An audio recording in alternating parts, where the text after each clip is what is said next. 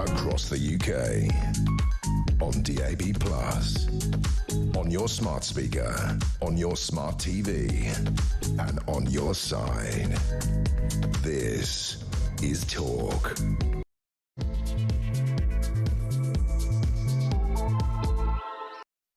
There you are. Good evening and welcome to the Political Asylum right here on Talk. I'm Kevin O'Sullivan and I'll be with you for 3 compelling hours of news, views and topical debate all the way to 10 o'clock. Get stuck in, get on the phone and call me on 0344 499 1000 or WhatsApp voice note me on the same number and I guarantee I'll play your message out. It's Tuesday, June the 3rd. Here's what's coming up.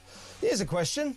How come that 2 years and 3 months after Rishi Sunak handed battered husband Emmanuel Macron £500 million for France to patrol their own beaches, only now are the French considering changing their laws to allow the gendarmes to enter the water in pursuit of the migrants? Britain gave the French all that money, £500 million, for les cops to stand there and watch, unauthorised to even paddle in the sea, as hordes of foreigners headed for the small boats waiting to take them to Dover.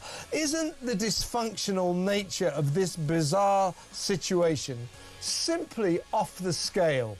A snapshot of this migrant crisis that is consuming this nation. 0344 499 1000. Don't worry though, it should soon be solved because Keir Starmer's going to smash the gangs. No, you're not, you idiot. 0344 499 1000. In other news, behold, Good Morning Britain's Grand Inquisitor, Susanna Reid, getting hilariously worked up about Robert Jenrick's film of fare dodgers bunking through the barriers at a London tube train station. What is it about Robert Jenrick's entertaining stunt that has so enraged the chattering classes? Is it because he's a Tory? 0344 499 1000. Meanwhile, why has Quran burner Hamid Kuskan's case been done and dusted with him convicted of a weird new blasphemy offence when the guy who allegedly tried to stab him won't go to trial for 2 more years? Is this another horrible case of two-tier justice? And I still can't get it through my head why Mr. Koskin's hatred of Islam and his hostility towards Muslims is apparently illegal. Can you understand that? Because I can't. Why is that against the law? 0344 499 1000. Also tonight, Starmer's strange defence spending review that doesn't seem to involve much spending on defence, but possibly just enough to require yet more tax hikes. After their refusal to commit to 3% of gross domestic product on military spending, do you trust Labour to keep Britain safe? 0344 499 1000. Smash the gangs. Also tonight, the serial sex offender convicted of repeatedly exposing himself at crowded stations, whose massive punishment will certainly make him think twice before terrorising women and children again. Guess what he got?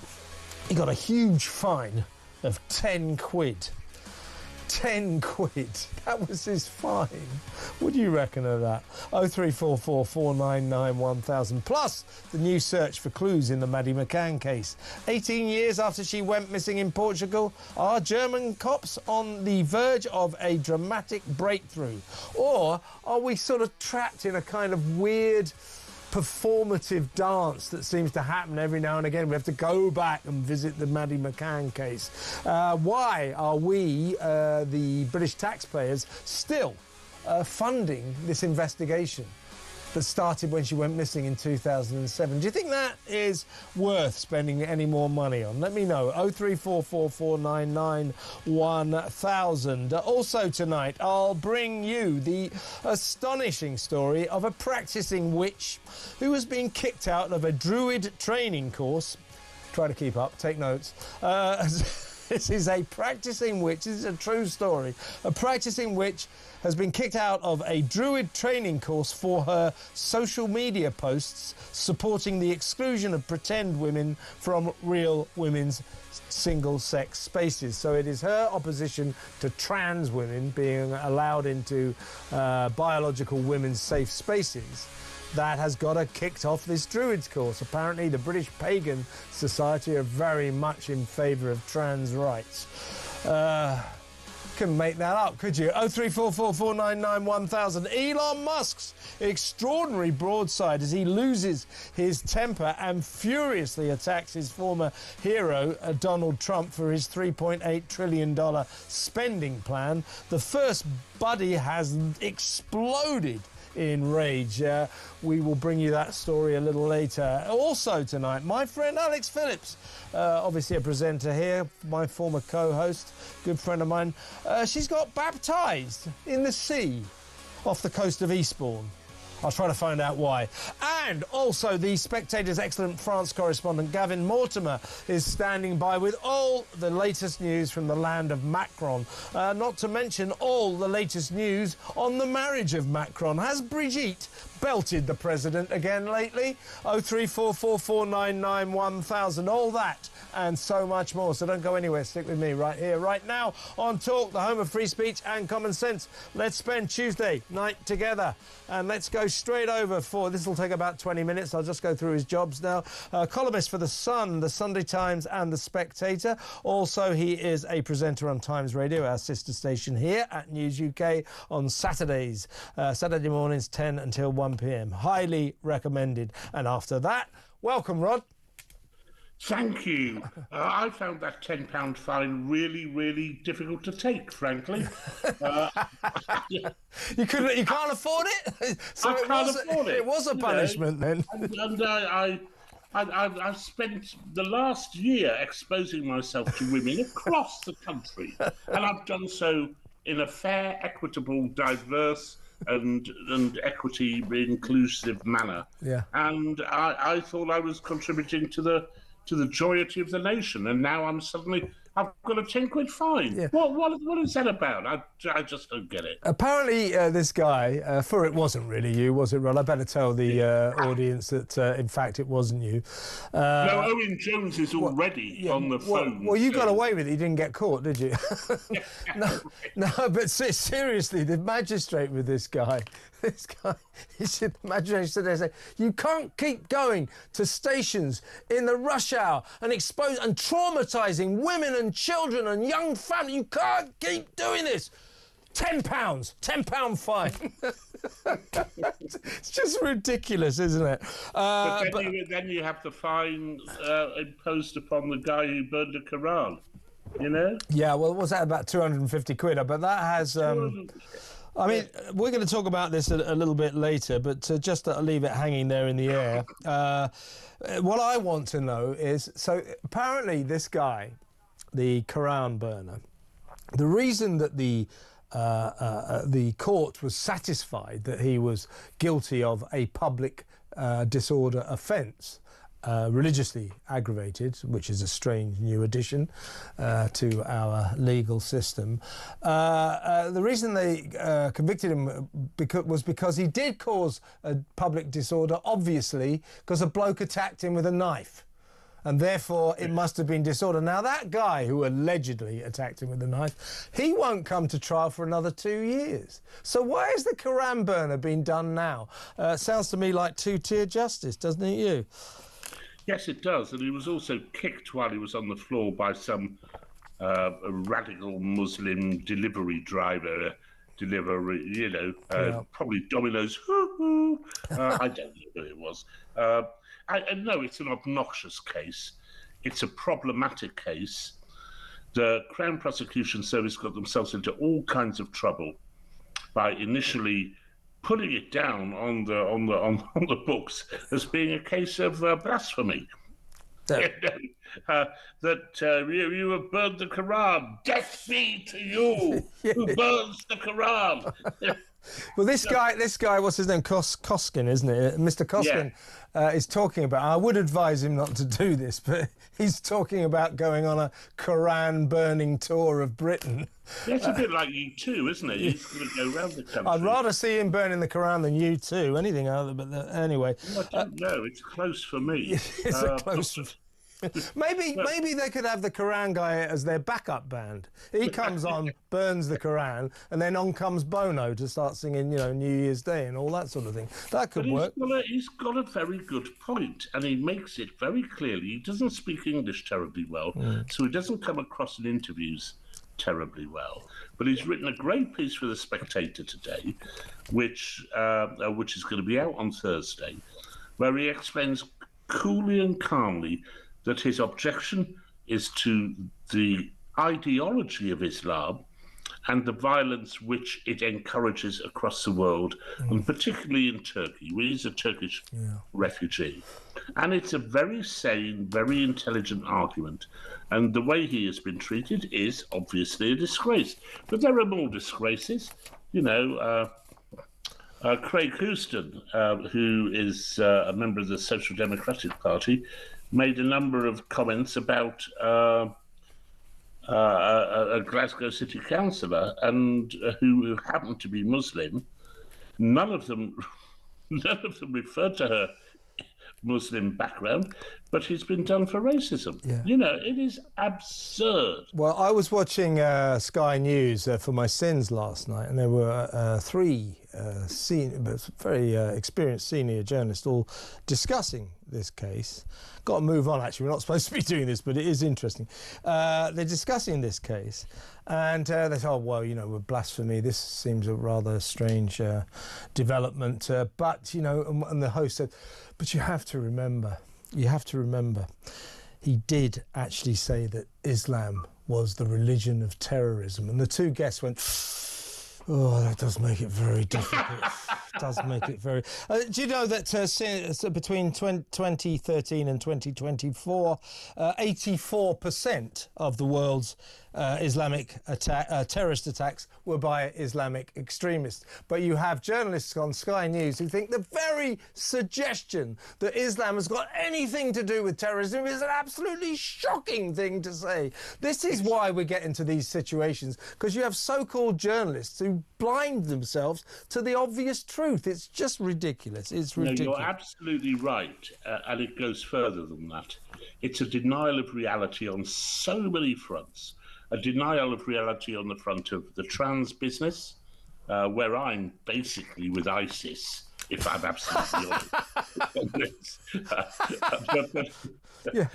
I mean, ISIS have had a bad press. They're not all bad, are they? Their crimes were exaggerated. But no, what I mean is that, they expect us to swallow stuff which just isn't true and is palpably, easily discernible as not being true. So on trans, on Islam, there is no question. We have so many Indian immigrants in this country, and you only ever hear about them at Diwali when they're out cheering and letting off fireworks. And fireworks. We have Sikhs, we have Japanese, we have Germans. Who are the ones we know about? Who are the ones do you ever hear of Catholic terrorists or Jewish terrorists? Methodist terrorists. Methodist terrorists. They're the ones you've got to watch, those Methodists. They are a scourge, an absolute scourge. Listen, let's very quickly, we've only got 5 minutes on this. I want to talk about the migrant crisis, of course. 1,200 came across on Saturday, but don't worry, Keir Starmer's going to smash the gangs. Why doesn't he just shut up? It's so ridiculous. But this is what I want to talk to you about, Rod. So we are now 2 years and 3 months on from when Rishi Sunak struck a deal with the French, with Macron, with battered husband Emmanuel Macron, to give the French £500 million, £500 million, to patrol their own beaches. Always a strange idea, I thought, but that was the deal. You patrol your beaches and stop the boats, stop as many migrants, and we'll give you £500 million. What do you say? The French, oh yeah, thanks very much, we'll bank that money. Well, look, 2 years and 3 months on, following this extraordinary armada, this invasion on Saturday, 1,200, the biggest number since 2022, the fourth biggest number of all time in a single day. It emerges that the excellent development that may now unfold following that particularly bad day on Saturday is that the French police, or the French, are amending their laws so that for the first time the French police, when pursuing migrants or trying to stop dinghies leaving the northern French business, will be allowed, drumroll, to paddle in the sea. They will be allowed to get their ankles wet in pursuit of money. For 2 years and 3 months, having banked our £500 million, these French gendarmes have not allowed themselves to enter the water. So all the migrants do is they get to the sea, they literally stand with their toes in the sea and they wave at the gendarmes, and the gendarmes wave back. We give them £500 million, 2 years and 3 months on, the gendarmes start saying, you know what, maybe we'll go into the water and follow them. It's ridiculous. Yeah, but it's not Keir Starmer's fault. That's Rishi Sunak's fault. Yeah, no, I'm not saying it wasn't. The gullibility of the man. But then we come to Sir Keir and his insistence that you do it better than me, but we have sent back more refugees than have ever been sent.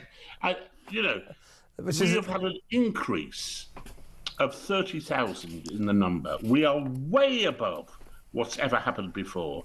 And this is because of their fatuous idea that we're going to stop the gangs. Smash the gangs, smash the gangs. And it was always ludicrous.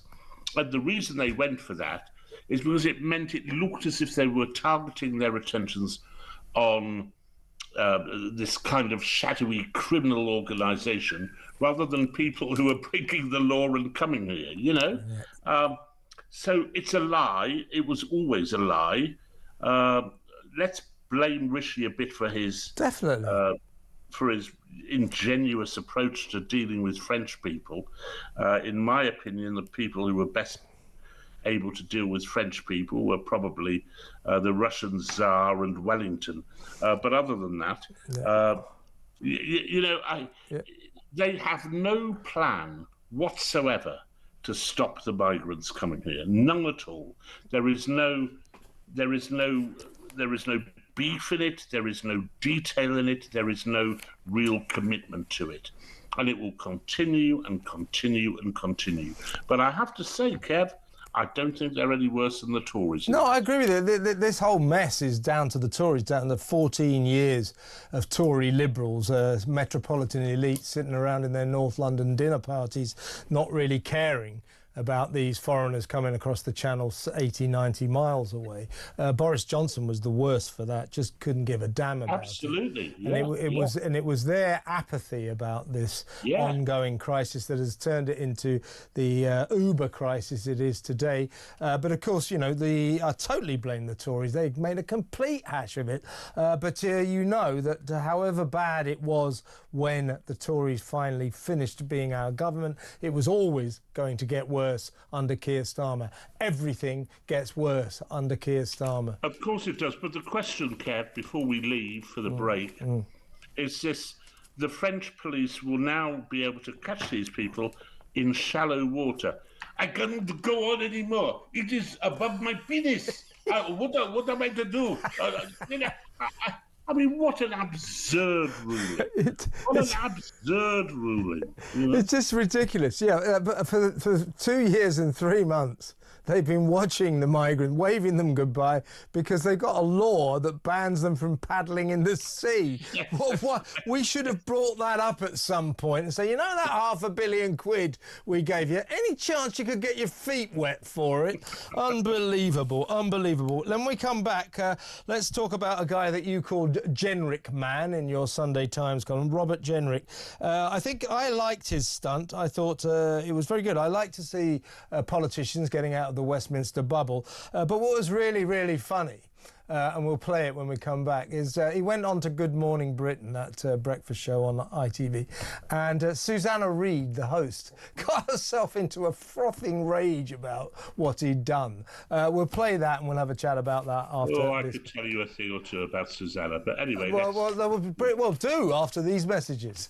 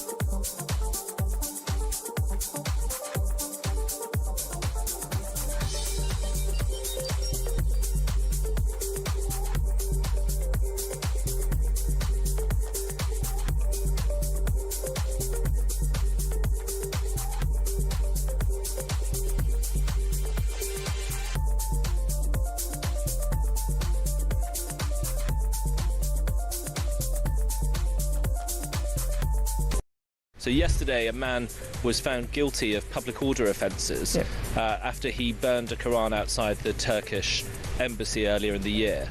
And I think it's wrong to use the Public Order Act from 1986 in this way. It's a new thing, and we need to amend the law to make it absolutely clear that there is a right to criticise and protest peacefully and without inciting people against religious beliefs, and in particular Islam, which is where we have these problems emerging.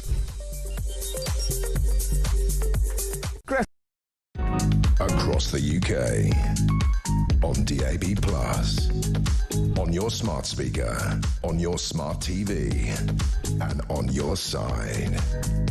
This is Talk. Welcome back. I'm still talking to Rod Liddle.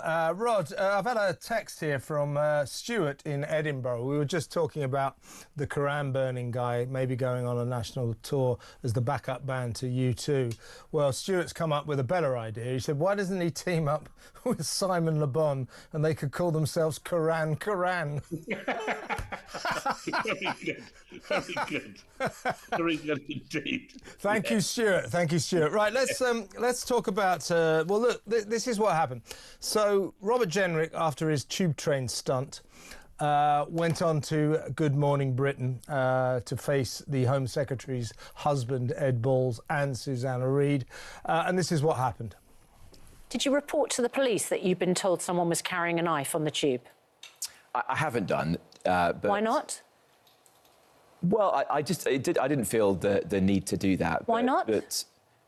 Well, it's not about me, the video, is it? It's ultimately about raising... It's absolutely not about you in this case. It's about raising an issue. Somebody told you that they were carrying a knife on the London Underground and you didn't report it to the police. Well, there was one person who we met who we did take to the British Transport Police, but the guy who said that to me, he just walked off straight ahead, and so... I saw the video. I hadn't listened to it. And I've just listened. I travel on the tube. My kids travel on the tube. And someone's just told you, a former minister, a shadow minister, someone who's concerned about policing and obeying the law, you're worried about fare dodging. I'm worried about people carrying knives, and you didn't report it to the police. Well, look, I've put out the video there, obviously, if the police wanted to investigate it, but I didn't want this to be about me. This is about raising a point about crime and trying to push the authorities to take action. Which do you think is more serious? Do you think it's fare dodging, or do you think it's carrying knives? Obviously, if you were to threaten someone with a knife, that's much more serious than fare dodging, but they're both important issues. So, Rod, what would you give Susanna Reid there out of 10 for confected indignation? Look, I mean, I don't know if you've watched the video. Well, you must have done because you wrote about it. So he's going down the escalator. There's this guy in a hoodie like this. You can't see even a scintilla of his face. So Robert Jenrick, imagine him going, is that the police? A man on the escalator whose face you can't see just told me he's got a knife. How many officers are you going to put on this case? I mean, where does she get off with that? You know what I think this is? I think that she's in a rage, like so many of the members of the chattering classes, was that he did a rather eye-catching stunt that got a lot of publicity, and he's a Tory. I think that's what that is, because who's sitting next to her? Ed Balls. Well, yes, you're probably right. I wrote a song for her once. I did. Well, OK. Go on. we were good friends, and I wrote a song for her once, and she was a very nice person in many ways, but you know, I mean, the lack of awareness in that. The story is about how we have got to a point whereby people now break the law with impunity and nobody gives a monkeys. Yeah. And that's the point. Now, my argument with Robert Jenrick is that the problem devolves from the authorities. The authorities don't care about shoplifting. They don't care about fare dodging. Sadiq Khan, an imbecile out of his box on cannabis, allegedly, though probably not actually, you know, it is shocking the degree to which our institutions have given up the job that they have to do, the difficult job, and this, of course, to the police as well, which is of stopping people doing things which hurt other people. Exactly. And you know, and you wrote about this in your Sunday Times column brilliantly as always, but pointing out that although a lot of people misinterpreted what Jenrick was trying to do, they said, "Oh, he's trying to highlight these fare dodgers, people to get furious about fare dodgers." Well, I use the tube all the time, and it is kind of annoying when these people tailgate you and just barge through the barriers, don't pay their fares. But what is much more annoying than that is what you pointed out, is the fact that they're just allowed to do it. The authorities, the people who run the tube system,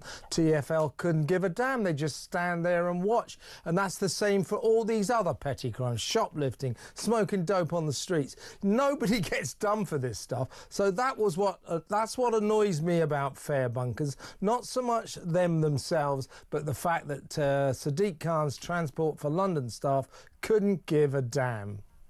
And nobody else could. This is the problem. No one else in authority can give a damn. So because of that, the public thinks, well, if they don't give a damn, why should I give a damn? You know, that's why we don't have a go Jenricks anymore. Yeah. Because nobody gives a damn, and they know that even if the fare dodger is caught, he will not get fined. There will be no impunity upon this man at all. She used to wear very nice diaphanous blouses, by the way. Diaphanous blouses? Yeah. That's when she was on Women's Hour. Is that where you knew her from, Women's Hour? Yeah, BBC. Of course. Years Do you know, ago. Women's Hour, right? The BBC always go, Women's Hour. I always say, you know, I don't think it's very good. I don't think it's been good for years. But it is such a deceptive, deceiving programme that it has never been an hour. It's not an hour. It's 40 minutes, I do believe, and never has been an hour. Why would they call it Woman's Hour? Well, when they switched it from the afternoon to just after the Today programme, everyone said it should be renamed the Morning Cervix, which I thought was quite good. But I also know now that if I ever go out on a Saturday in the car and I turn on the radio, and because I can't get Times Radio in the Pennines up here, you can always get the BBC. Right. Just this doom and misery descends upon me and now it's time for Weekend's Woman's Hour, and they immediately start talking about chlamydia, abortions, and leave me alone. Usually in India, not very often here. Usually in India, yeah. But listen, I just got to say, the Woman's Hour is an excellent programme, and Rod and I are just having a bit of fun here. My producer, when you said, listen to me, when you said we got the cervix out, my producer said, "You've got to push back on that." How do I push back on that? Producers. Yeah, she's now saying push back on the cervix, so we're getting into bizarre territory here. For any of you that were offended by Rod's comments there, I don't care. Very good to talk to you, mate, as always. See you next week. Cheers. That's Rod Liddle leading me down dark alleys, I do believe. When we come back, we'll talk to Tim Montgomerie about some of the other big issues of the day. Stay tuned.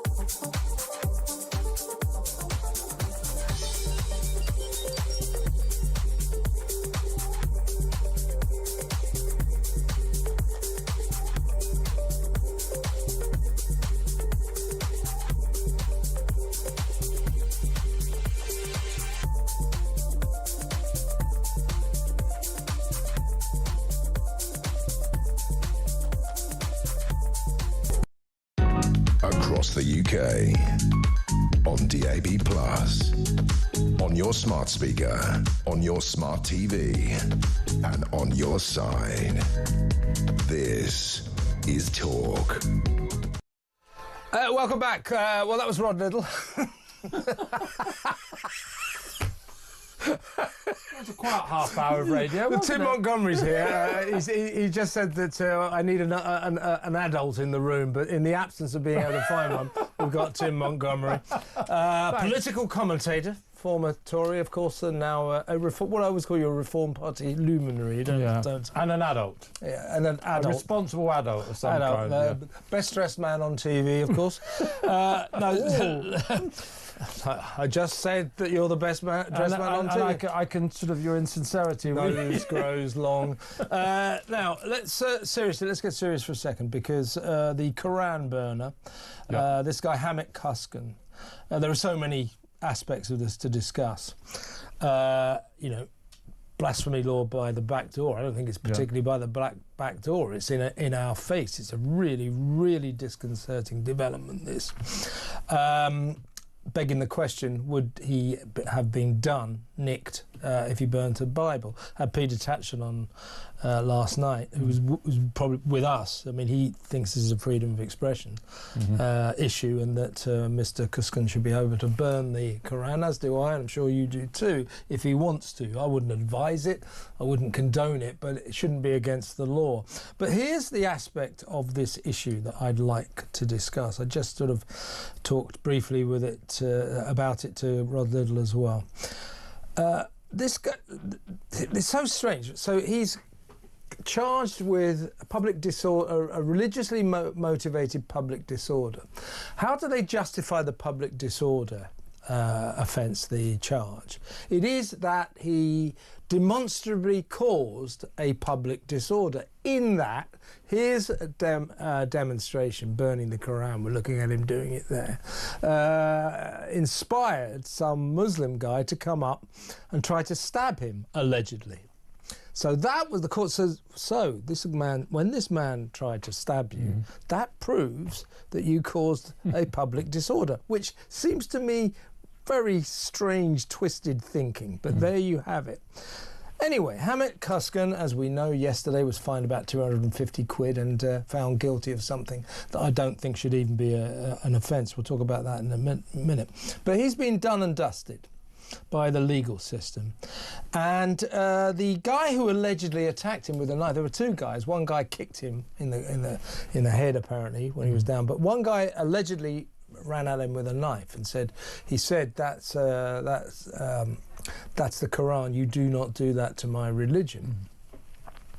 That guy has been charged. His case won't be heard in court for at least 2 years, 2027. Why? Why? Isn't that a clear case of two-tier justice? Yeah. Yes, is the honest answer. Thank you very much, Tim. Right, we'll move on to the next one. No. And this is the problem. If we had a state, a criminal justice system, where people knew all kinds of offences were being treated equally, there would be much more support for the law. There would be much more support for our political and criminal justice authorities. But the trouble is, one person who provoked Islam in a wrong way, in my view, not necessarily one that should have been dealt with by the law, but that's another matter, had the whole force of the law thrown at him. The other guy, who apparently, as you just suggested, and I think faithfully, brought a knife and had tried to stab someone, his case is somehow seen not to be a priority. Yeah. And that's what gets people angry. Now, at the root of this, I don't think we should have a blasphemy law in this country. I think you should be able to criticise all kinds of religions. Whether it was wise for this man to burn a Quran, whether it was good manners, whether it was British, I would say none of those things applied. But yeah, I think you've hit, Kevin, on absolutely the central issue. Why do some offences seem to get the attention of the police and the authorities and others not? And it's that which fuels disobedience and contempt for the authorities, which serves no one in the end. And now we have to move on to the key issue in all of this. The magistrate, when sentencing and ticking him off, sort of said it was quite clear that that you were motivated by hatred towards Islam and hostility towards Muslims.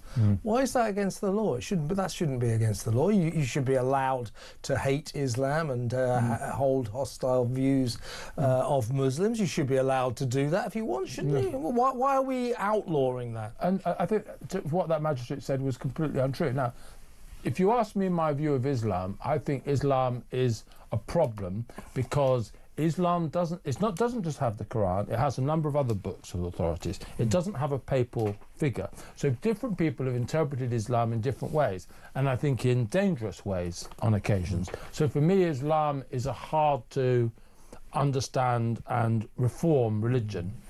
If you talk to me about some of the best experiences I've had in my life of kindness, they've come from Muslim people. Yeah, interesting. Yeah. And I think it should be possible for adult people to make a distinction between Muslims and Islam. I have so many questions, Kevin, about Islam that if I laid them all out without any context, I think I'd probably be accused of being an Islamophobe, someone who hated Islam. If I taught you about my experience of Muslim people, I'd look like I was a worshipper of those people, because they have been massive positive influences on my life. How we manage to hold these two things together is what being an adult means. But unfortunately, what that magistrate said, what the person who burned the Quran did, they were trivialising and making these issues out to be black and white when they're nothing like black and white. But I mean, it looks like we're heading down a disconcerting path here in the wrong direction, in my view. But as things stand, we have essentially, according to this case, brought back blasphemy laws. It's happening by the back door. It's an offence now to be religiously motivated in terms of public disorder. And public disorder, if the charge is justified, that is a crime. But it should not be qualified by religious motivation. You should be allowed to protest, as long as you're not harming anyone else. You should be allowed to burn the Quran or the Bible or the Jewish Tanakh or whatever. Any religious tract in this country, you should be allowed to burn it as a protest. That's what this guy was doing. He does hate Islam. He does hold hostility towards Muslims. He's from Turkey. He hates Erdogan, and he hates the fact that Erdogan, in his view, is turning Turkey into a sort of permanent Islamic tyranny. That's what he hates. Turkey was a secular state before Erdogan. So he's entitled to those views, and he's entitled to that protest. Some people say, well, why did he do it where he did it? Well, it was outside the Turkish consulate. Well, it's a pretty good place to do it, isn't it? What we've done here is we've convicted a guy for staging, I think, a perfectly valid protest. You don't have to agree with him. You might think that his method is all wrong. I'm not that keen on it myself, but I'm very keen on his right to be able to do it. And I don't want a legal system that is cracking down on that. And this is about freedom, isn't it, Tim? It's about freedom of expression. And worryingly, we have a Prime Minister who just turns his back on this. When he was asked about this, we got blasphemy laws by the back door, his answer was typical. It was, we don't have blasphemy laws, which is his best response since, we don't have two-tier justice. And then he just walks off. Well, we got rid of our blasphemy laws in 2008. Scotland waited until last year. Always behind the 8 ball up there. So we got rid of ours in 2008. Scotland, that's England and Wales.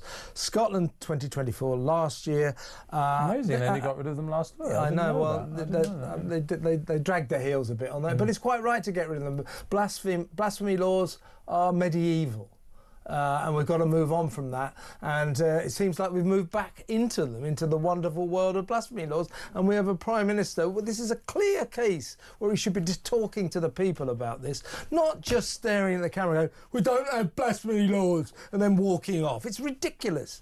Well, he's not a very good Prime Minister, is he, on a whole range of things. And what is important in situations like this, I think Mrs Thatcher would have been able to speak into this situation. Tony Blair would have been able to speak into this situation.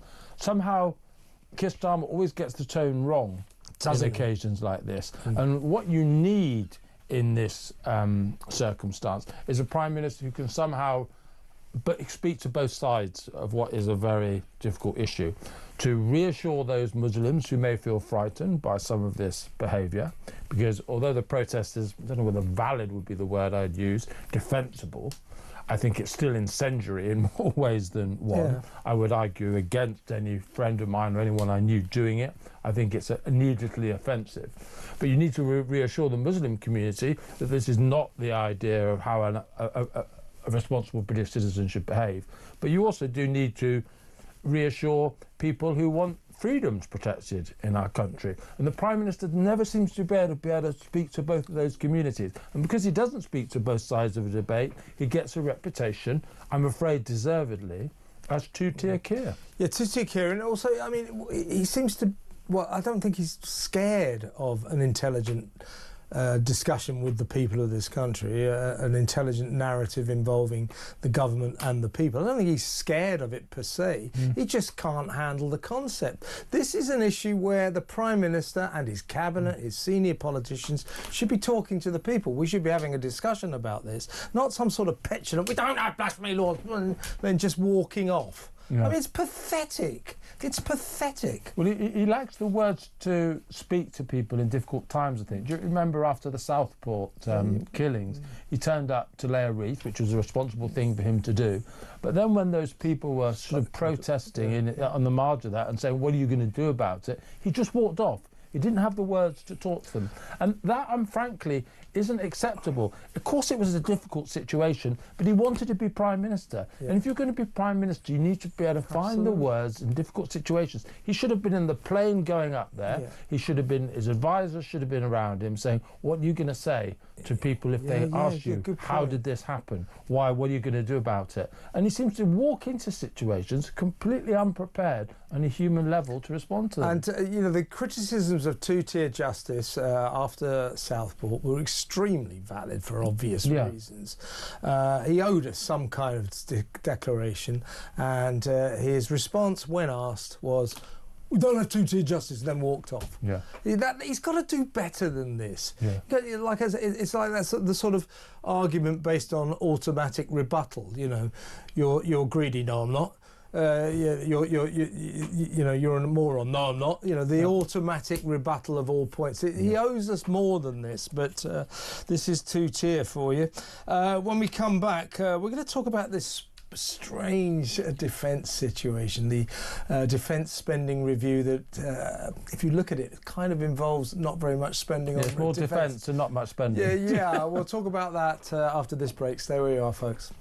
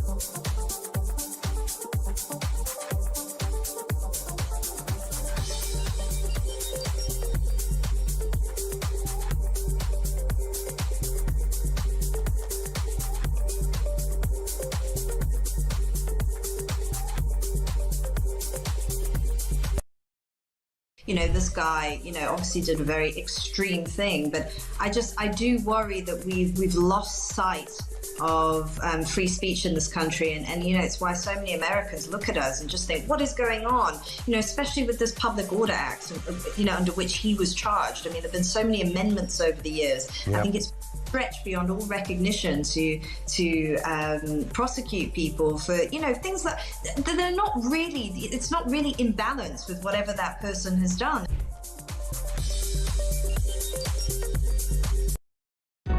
Across the UK, on DAB+, on your smart speaker, on your smart TV, and on your side. This is Talk. Welcome back. We're going to talk about defence. It seems to be the big issue for the last couple of days. Now, on Sunday, a couple of days ago, Tim, I'm still with Tim Montgomerie, of course, the papers were full of, you know, cabinet ministers writing these strident, tough-talking articles. John Healey, it's time to make the tough decisions. The defence of the nation is primary, and we have to. Anyway, it turns out that what they've actually committed to is not very much at all. I think they're spending about 2.3% of GDP on defence at the moment, but they're kind of committing to potentially working towards 2.5% by 2027, which is not exactly hold the front page. And then Defence Secretary John Healey goes on to Laura Kuenssberg on the BBC on Sunday. She presses him and says, and that's right. He says we've got to. Well, our ambition, of course, is 3%. You know, to go in line with NATO's increasing commitment to defence, etc. So we need to get to 3%. So the government basically pledged 2.5%, followed by 3%. This was their pledge. Then, to Laura Kuenssberg, John Healey admitted that the 3% was merely an ambition. And you know what that means in Westminster. It means it hasn't got a snowball's chance in hell of happening. So that's not going to happen. The former NATO Secretary General, Lord Robertson, he has come up with a strategic defence review that has concluded that Britain's armed forces, and that includes an army of just 73,000 soldiers, aren't ready. And falling. Yeah, are not ready to fight a war. So Healey and Starmer are droning on in their strategic defence spending review, and the strategic nature of that spending is there isn't going to be much of it. They're talking about 12 more nuclear subs, arming fighter jets with nuclear missiles, and so on and so forth. So that, in that respect, while I worry about that, I mean, I'm not against the idea of more nuclear subs and arming our planes in these difficult times with nuclear missiles. We've got, that's called defending the nation.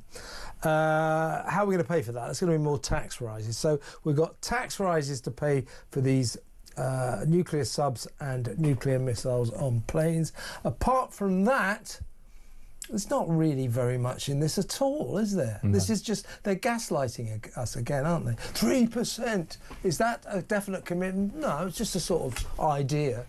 Well, look, I'm going to give some advice to Keir Starmer now, live on your programme. I'm sure he's second word's off. I'm sure Keir Starmer's a regular viewer of yours. I can't imagine he misses a word. He loves this show.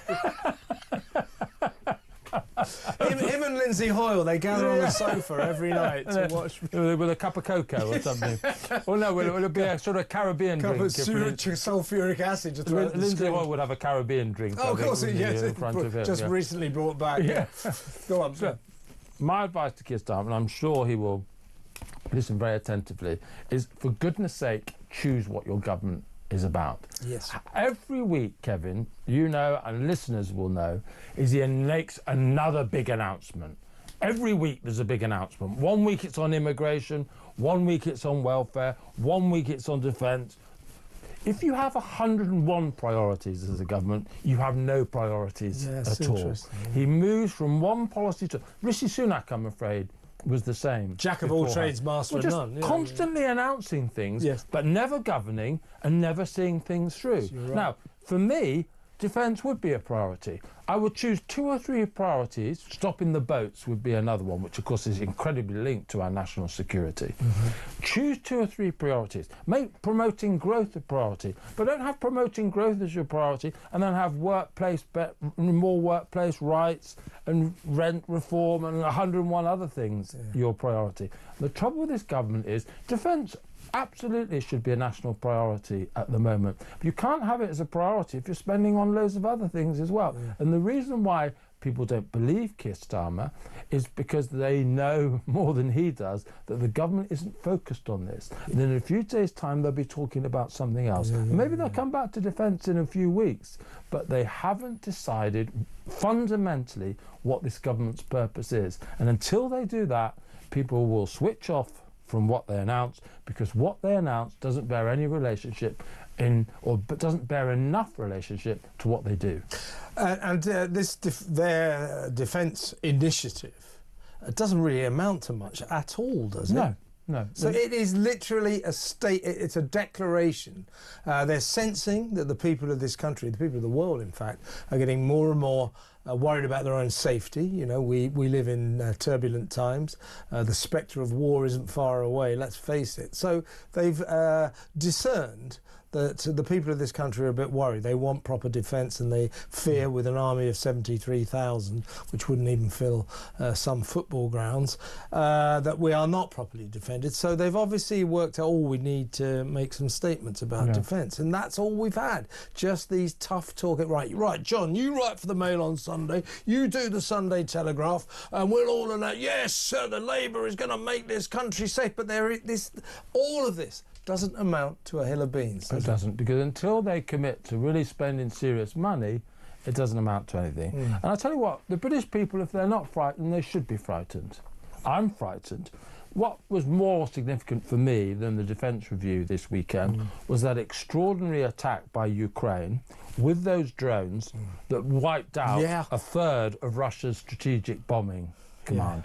What would happen to this? I don't want to be too dramatic, Kevin, but what would happen if an adversary of Britain sent drones over our skies? Would we be able to knock those drones out? Would those drones be able to take out our strategic assets? Would they be able to bomb key national institutions? My fear is that we aren't ready for those attacks. So it's absolutely vital we do gear up for potentially attacks of the kind we haven't seen before.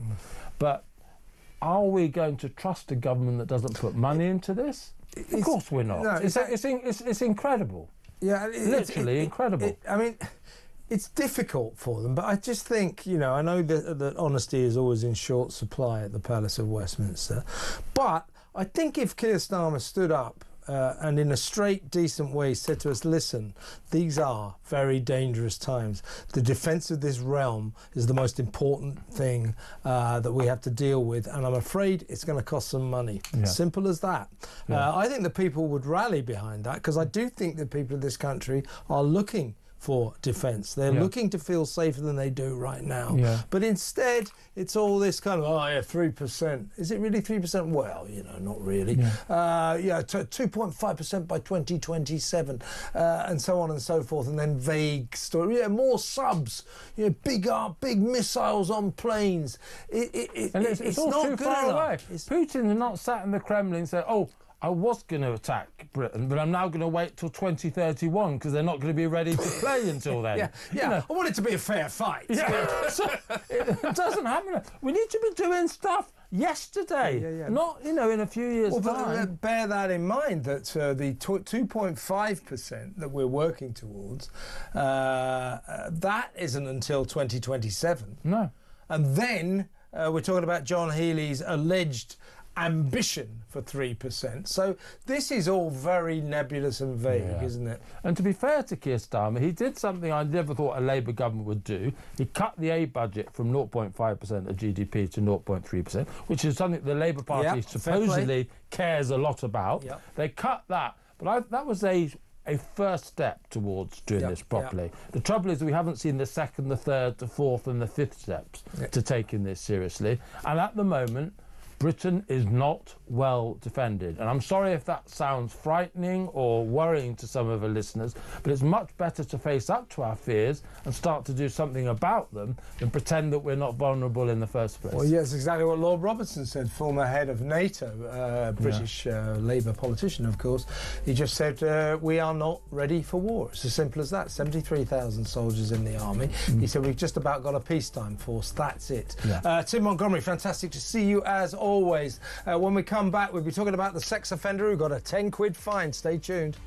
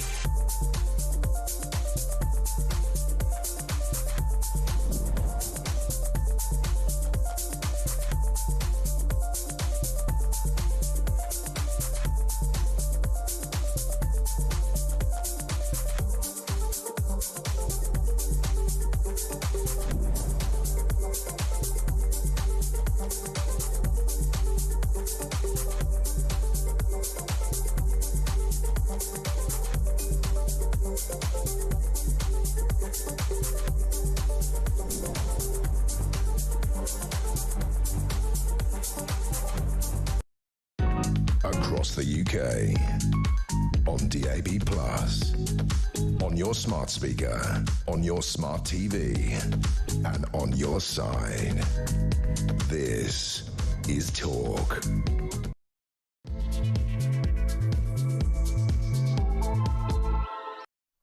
Welcome back on a very busy second hour ahead. In a little while, 20 minutes or so, well, this is a story that beggars belief, really, but there is a practicing witch called Angela Howard, and she wanted to become something called a Druid bard, which is like a high-flown Druid, apparently who specialises in poetry and telling stories and all that. So a sort of high official among the Druids. And she's on this Druid training course to become a bard, and she's been thrown off because of her social media posts supporting the exclusion of trans women, you know, blokes who pretend they're female. She supports the exclusion of trans women from real women's single-sex spaces. So she's not in favour of men being allowed into women's changing rooms. And for that, the Pagan Federation has kicked her off the training course, calling it, as she says, that they've called her transphobic. They say they don't talk about ongoing complaints. But we're going to be talking to a chief Druid down there. I'm serious. We're going to be talking to a chief Druid down towards the West Country where Angela comes from. He's furious about this, saying that she's been very, very badly treated. So it seems that the Pagan Federation have drunk the trans Kool-Aid, and they believe that trans women are women. That's not true. So we'll talk about that in just a little while. Also, Elon Musk has lost it.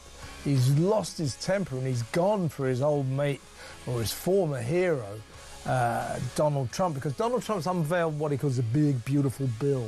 It's his spending program. It's $3.8 trillion, which will plunge America into $2.2 trillion worth of debt.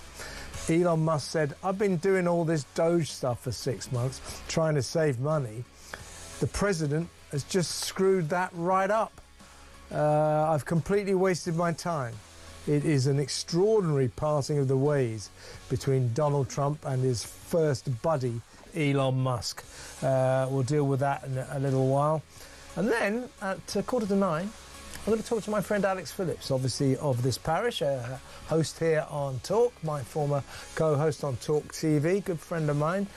Well, she's been baptised and in the sea off the coast of Eastbourne. And we were half thinking that maybe while she was being baptised, you know, like some migrants would come behind her, but no, it was... So we'll show you that ceremony, and I'm going to ask Alex, you know, I don't want to be rude, but she's past 40, so why is she getting baptised now, what it means to her, and whether or not maybe in these difficult times, these bemusing, meaningless times, that more people are perhaps finding meaning in religion. I know that Alex does, so we'll talk to her about that later. But first, you're going to love this, or rather you won't. We talk about two-tier justice in this country. Definitely a thing, but I think two-tier justice is a euphemism. What we actually have in this country is a multiple-tier justice system. You never know from one case to the next how defendants will be treated. There's no consistency towards lawbreakers in terms of punishment. People committing the same offence in Liverpool may get a much stronger punishment than people committing the same offence, I don't know, in Canterbury, you know, that kind of thing. There is no consistency, and it is a problem. So check this one out. This is a story about a guy called Leon Clark, 49 years old. He appeared a couple of days ago at Highbury Corner Magistrates Court in London. His offence was, over a long period of time, he had this rather unsavoury hobby, going to crowded commuter stations and exposing himself. to great crowds of people, 7 different stations, repeatedly, day after day, day after day. Obviously, the stations are crowded, and women, little kids, getting pretty traumatised by this. So let's not say that what he was doing was a minor offence. And the fact that he kept doing it and deliberately did it at crowded stations, this man is a menace. He appeared at Highbury Corner Magistrates Court, charged with multiple sex crimes, sex offences. Guess what his punishment was? They fined him, threw the book at him. 10 quid. He got a £10 fine.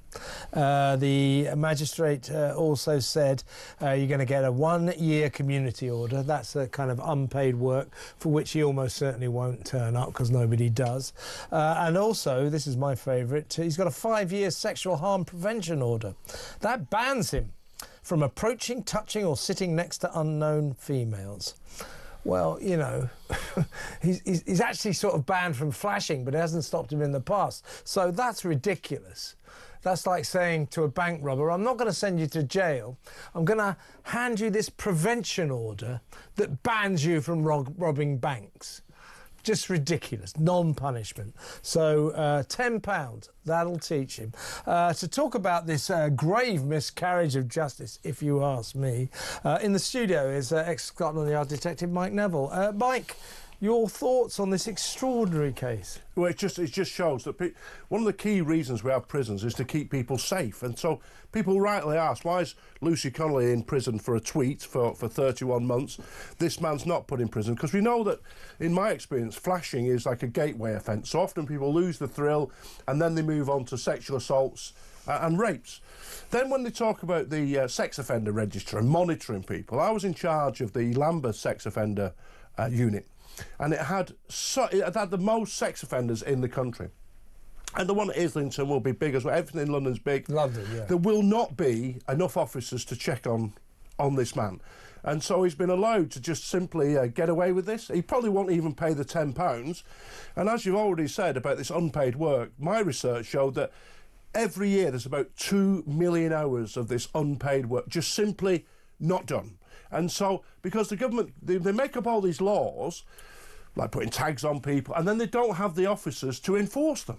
So he will just simply get away with it. He'll do this again. And as I say, violence against women and girls is on the increase. And this is a sort of dangerous individual who should be in prison, not somebody sending tweets. It is a gateway crime. It often leads to far more serious sexual offences. But I don't want to suggest that flashing, exposing yourself, is not a serious offence. When you do it to a young mum with, say, 2 or 3 of her little kids, you know, that is a very serious offence that traumatises the mother and really traumatises the kids who shouldn't be seeing this sort of thing. So let's not say that this wasn't much of a crime, or that these weren't much of a crime. I mean, he kept doing it repeatedly to different stations, 7 different stations, went back to Cheam Station twice. So it's a serious crime. What on earth, Mike, do you think was going through the magistrate's head when he or she, I don't know who it was, said, right, I'm going to fine you £10? Well, too often the people who are the magistrates are part of the establishment who see the offenders as a victim. That's what they see these characters as, rather than thinking this is a dangerous sex offender who hasn't just done it once. It's not one silly mistake. This is, as you said, a multiple linked series of crimes. So the police have obviously spent a lot of time investigating. So you can imagine how the police officers feel as well. You've done all that work to put this dangerous individual before the courts, and then they get a £10 fine and all this nonsense. But £10.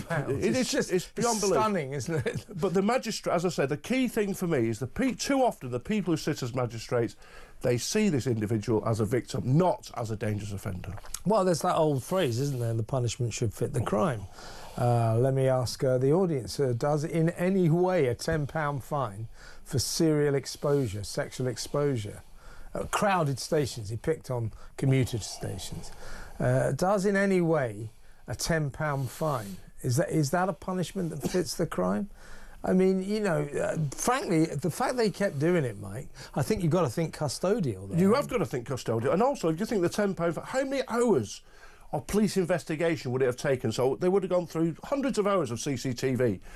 How much money did that cost? How much money did the court cost? So this £10 doesn't even cover the cup of coffee that the magistrate's having when they sit in, listen to this carry on. It's getting ridiculous, some of these sentences, or the leniency of some of these sentences that are handed down. And I always think, you know, this is just a speculative discussion, but I'm worried about, in terms of crime and punishment, this nation, Britain's approach to sex crimes.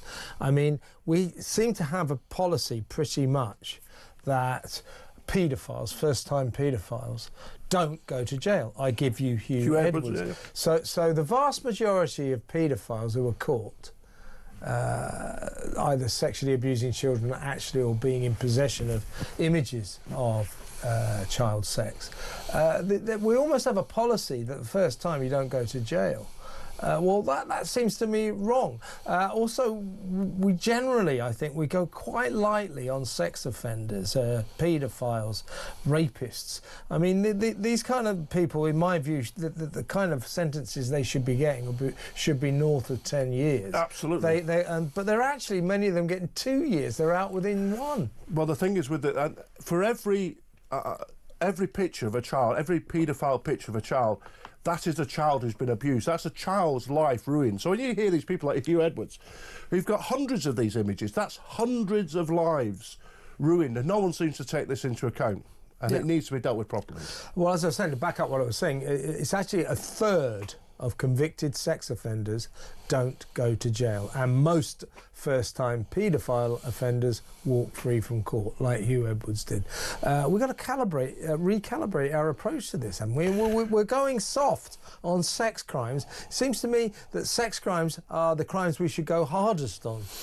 Hardest on them, and anything involving violence, anything robbery, anything involving violence or violation of homes like burglary, I think is the same. That's because that makes people feel so unsafe, and as I say, it ruins lives when people don't feel safe.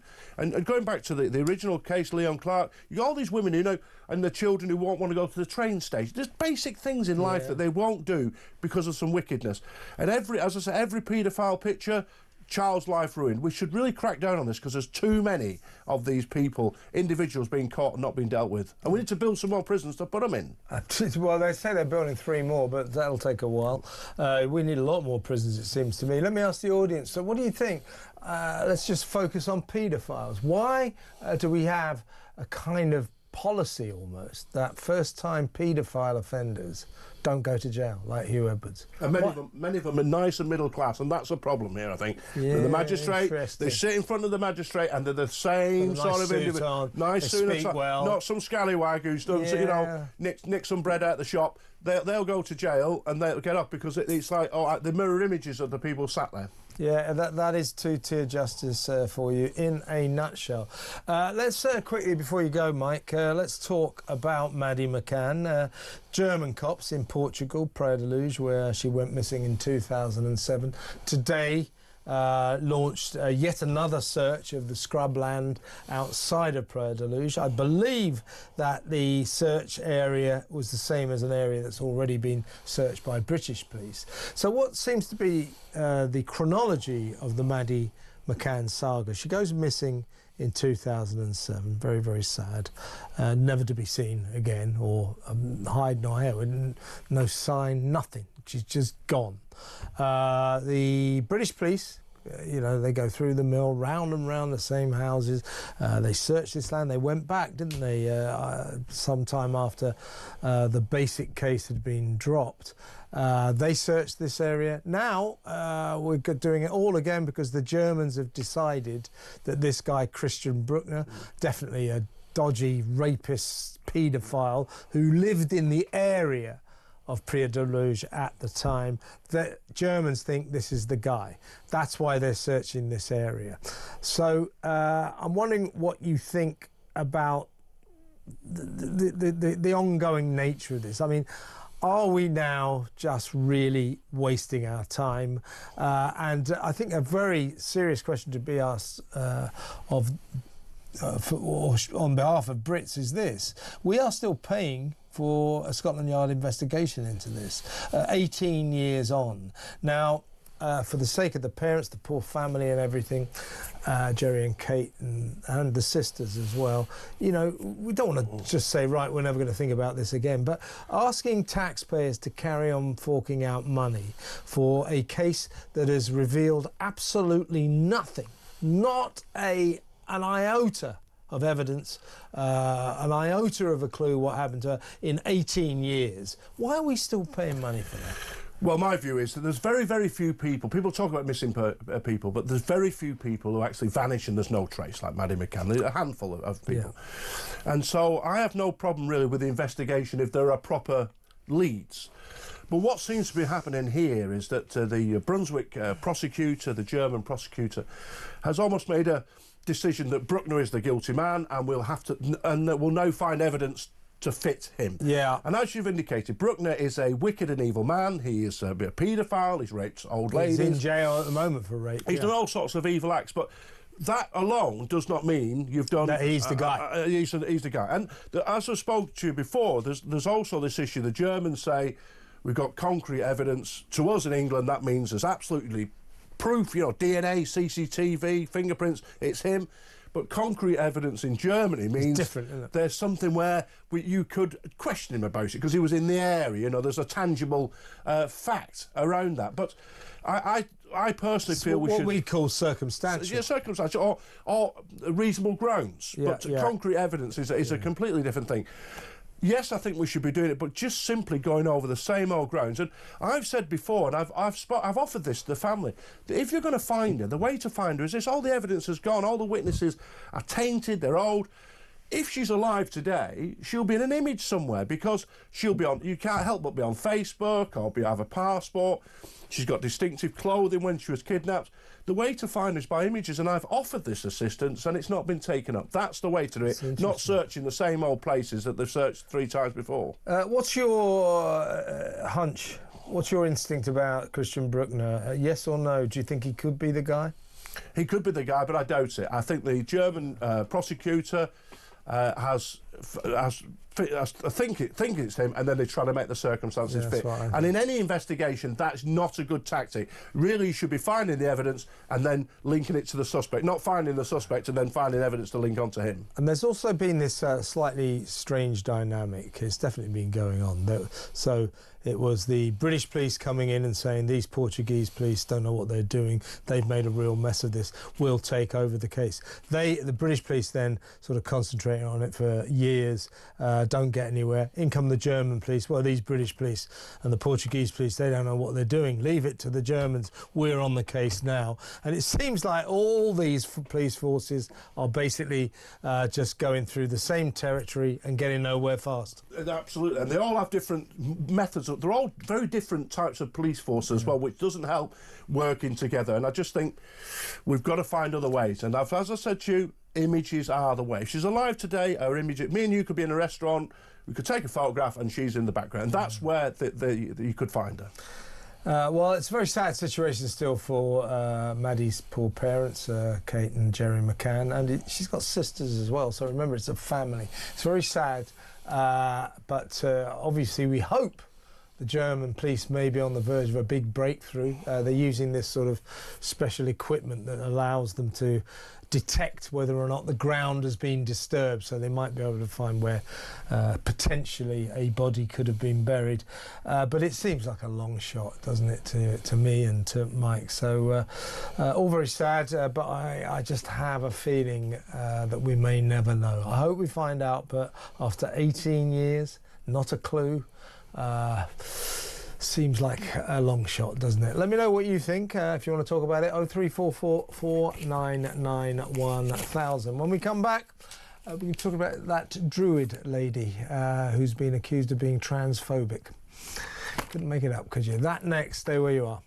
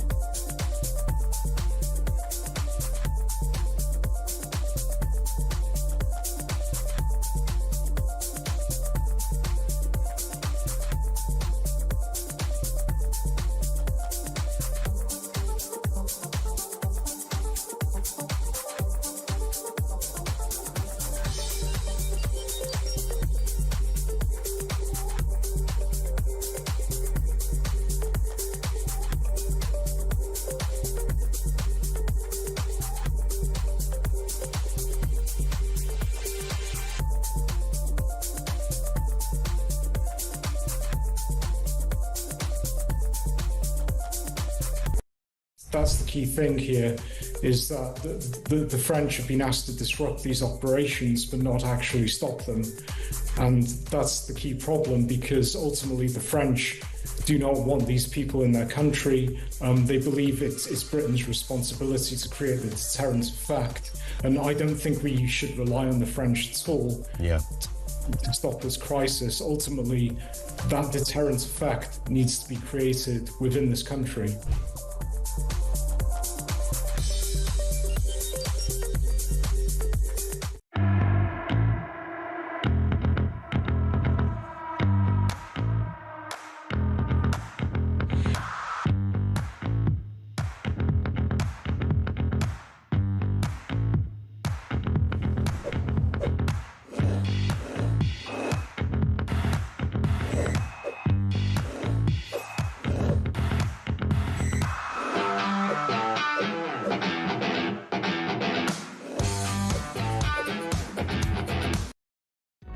Across the UK, on DAB+, on your smart speaker, on your smart TV, and on your side.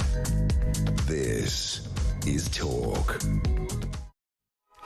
Welcome back. There's an extraordinary case going on amid the Druids, those pagans. There's a woman she's a practicing witch called Angela Howard.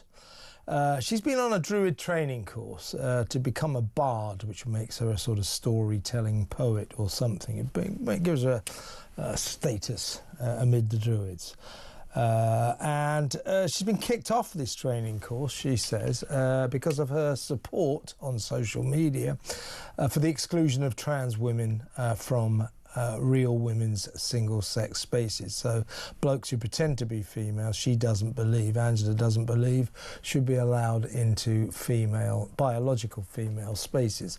It's not an uncommon view. Because of that, she says the Pagan Federation have kicked her off this course, and she says that they've defamed her by essentially branding her transphobic, which she says she isn't. The Pagan Federation say they don't discuss complaints while they are being dealt with, so we're not getting anything out of them. But according to Angela, the Pagan Federation posted on its official Facebook page this statement of support for trans people from the Pagan Federation. She says that the Federation is in contradiction of the Supreme Court's biological sex ruling by insisting, she says, that the Pagan Federation do insist that trans women are exactly the same as real women. And she says that they've told her that despite her views, this situation is not up for debate. Now, we couldn't get hold of Angela because she lives off grid, but we're trying to get hold of her. But we are now going to talk to someone who knows her well. He is a leading Druid in the West Country. We've talked to him before about lots of issues to do with the solstice, Stonehenge, all of that. Good guy. A warm welcome to the show, back to the show, to Druid Arthur Pendragon. Welcome, Arthur. Thanks for having me on. Now, you are risking the wrath of your fellow Druids, I understand, by backing Angela to the hilt.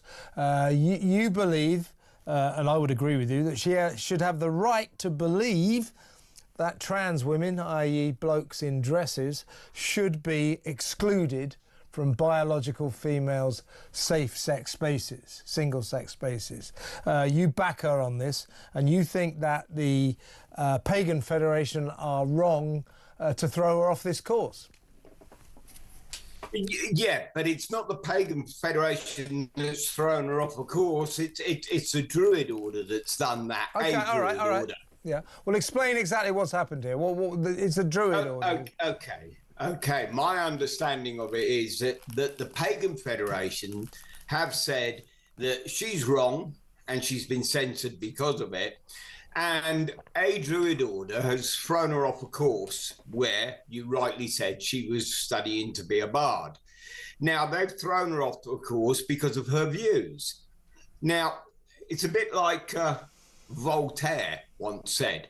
You know, I may not agree with what you say, but I would defend unto death the ability of you're right to say it. Yeah, absolutely. That's right. Yeah. Well, in this case, I actually agree with her anyway. But even if I didn't, I would still be opposing the view that she should be thrown off a course for having her own opinion.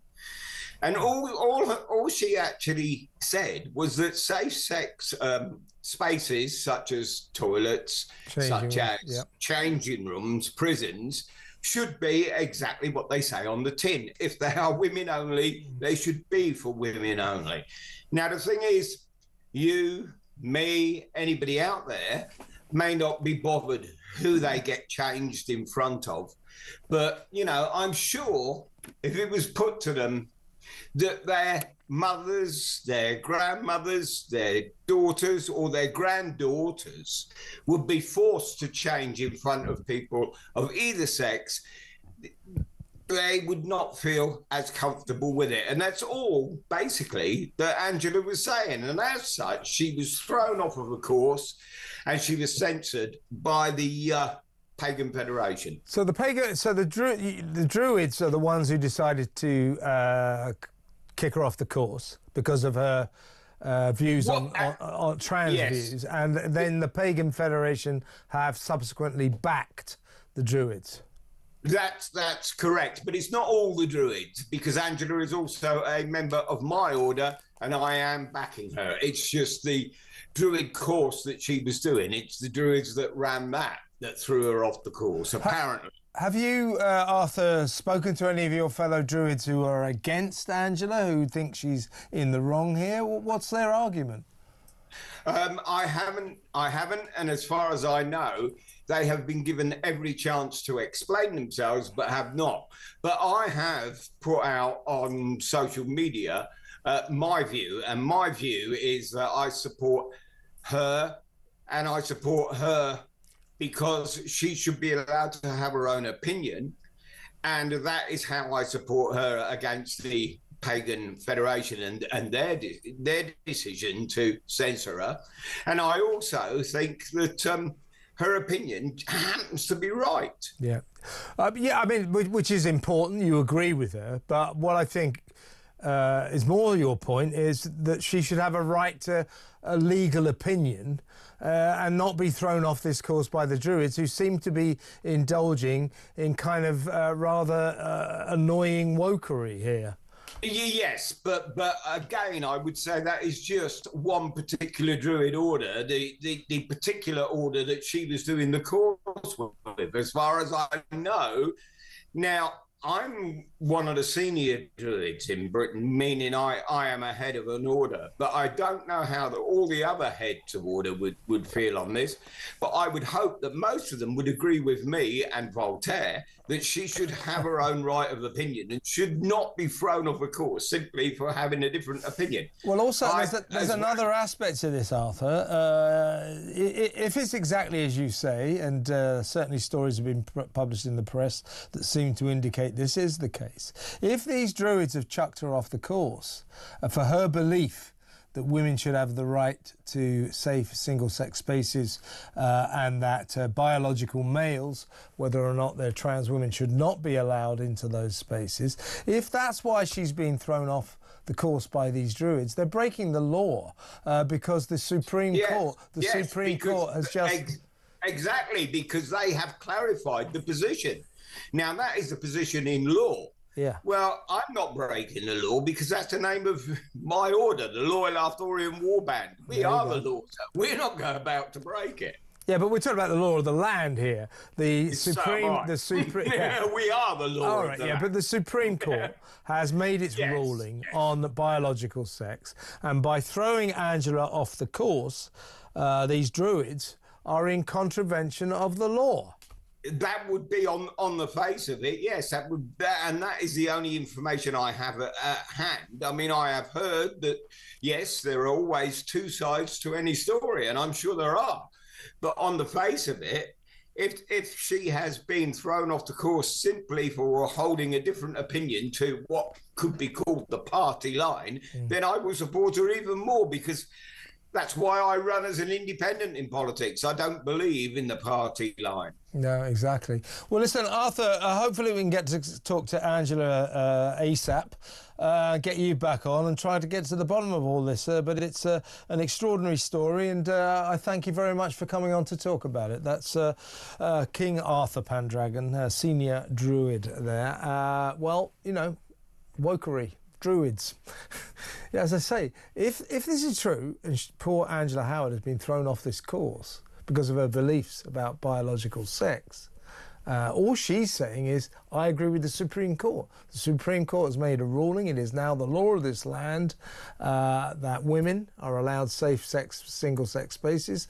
I agree with that. And if she's been thrown off the course for stating that, for believing that, then I would suggest that the Druids who did so, they may not realise it, but they've broken the law. I wonder what Angela will do next. We'll try and keep tabs on this story and bring you the next chapter. It's extraordinary, isn't it? Now, let's go to break now, and when we go, by way of a complete change, we're going to talk to our friend Greg Swenson, because Elon Musk, you know, like that with old Donald.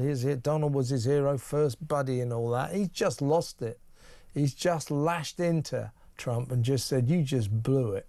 Trump has announced a $3.8 trillion spending plan, which will put America at least $2.3 trillion in debt. Elon Musk is saying, what was the point of Doge? Why have I been making all these savings in all these governmental departments over the last 6 months, and you have just wrecked everything I've done by announcing this big, beautiful bill for vast expenditure? Elon Musk said it's all ruined. It's all ruined. This is an extraordinary parting of the ways. We'll talk about that after this break.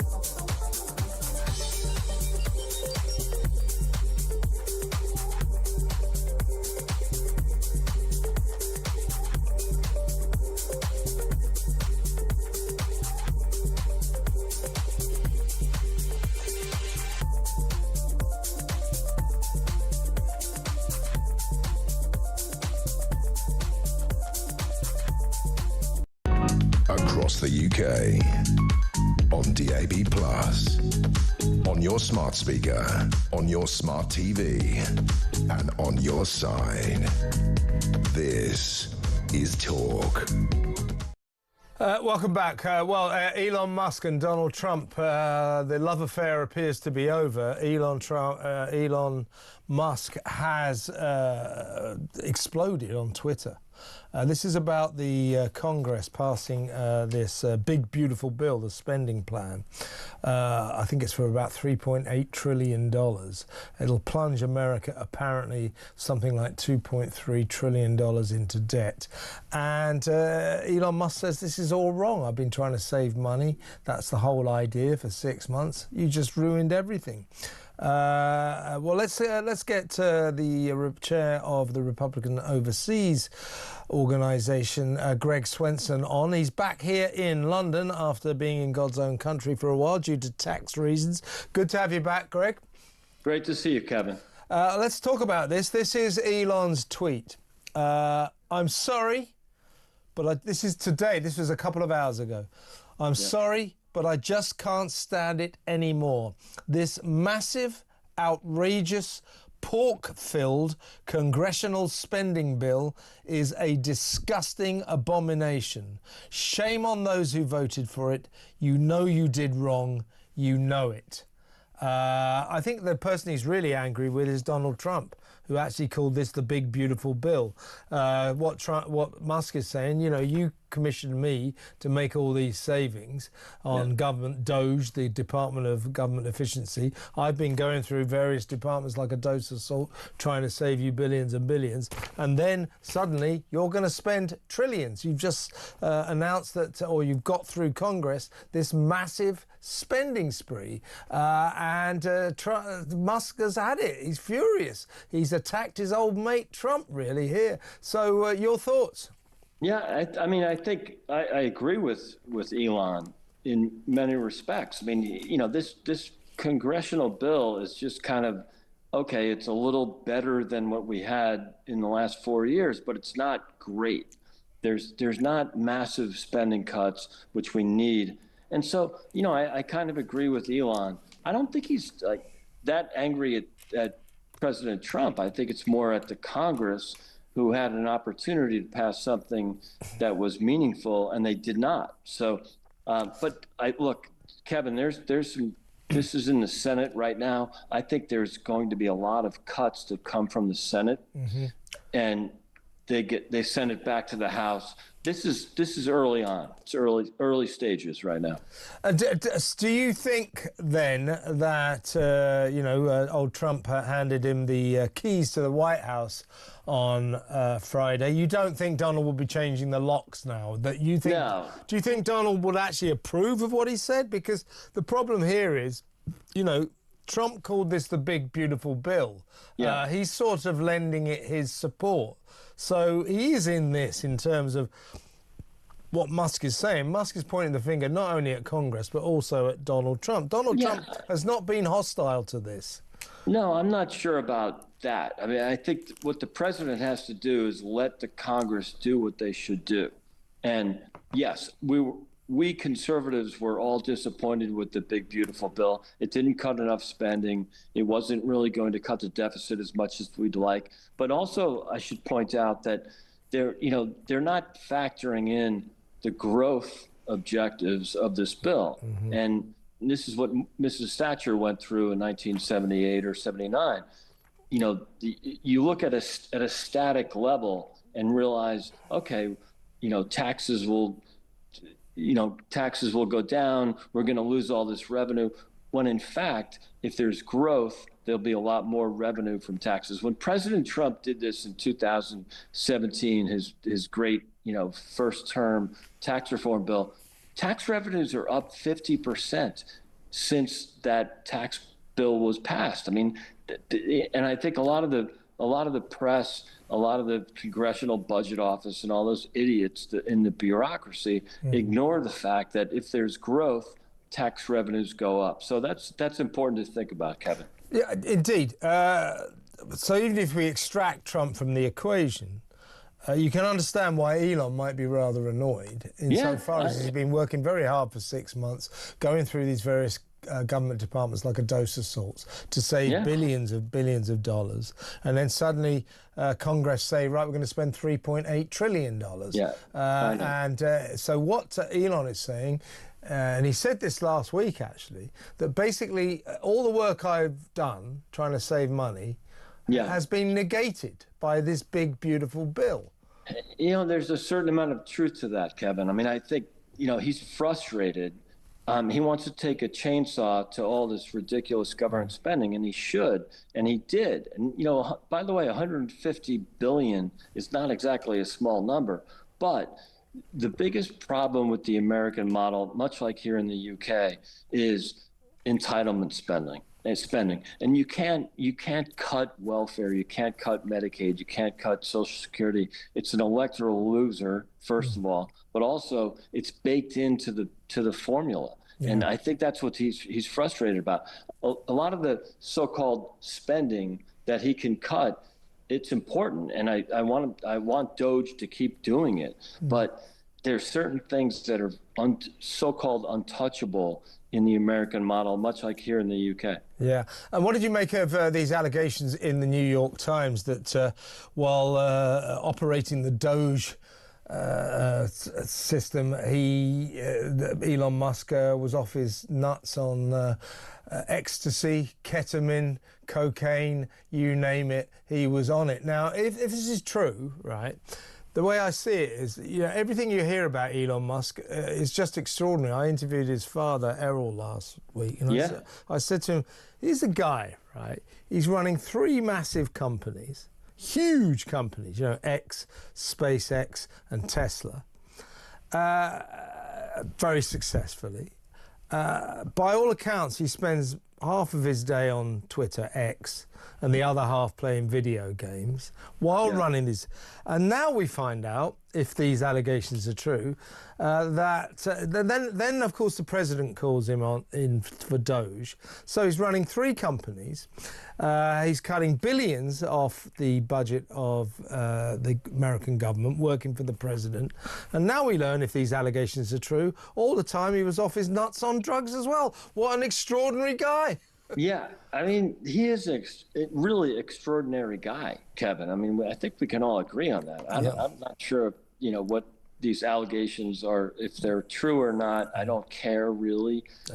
He's not siphoning money from the government. He's not getting paid by the CCP or Russia or Kazakhstan like Hunter Biden was. I don't really care that much.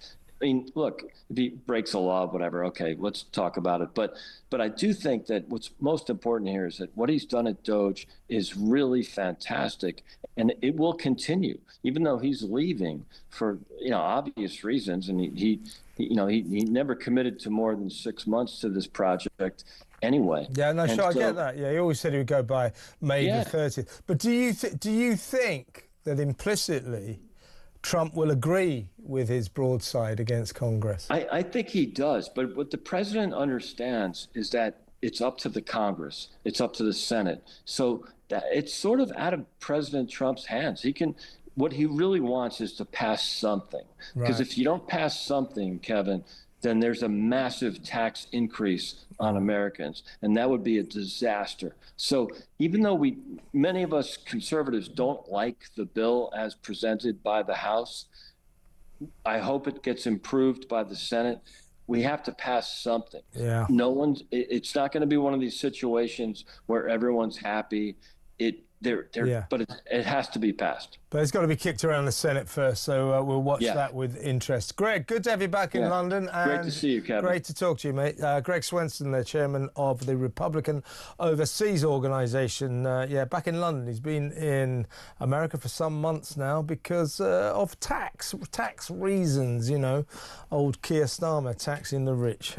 So we've lost Greg's tax contribution to this country, along with a lot of other rich foreigners from around the world. So that's good, isn't it? Listen, next up we're going to talk to Alex Phillips, my friend and fellow presenter here on Talk, about her baptism. She was baptised in the sea. We'll play you that and ask her why she's done it, what this is all about. I just think it's interesting. So Alex Phillips next.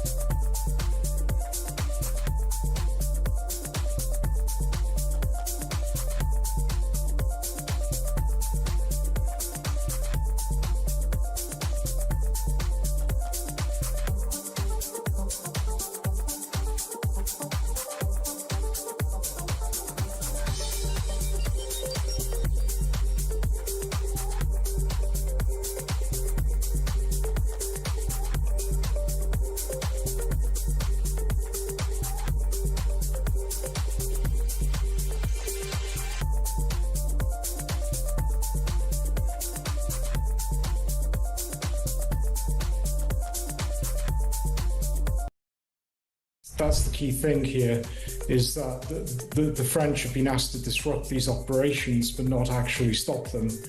And that's the key problem, because ultimately the French do not want these people in their country. They believe it's Britain's responsibility to create the deterrent effect. And I don't think we should rely on the French at all to stop this crisis. Ultimately, that deterrent effect needs to be created within this country.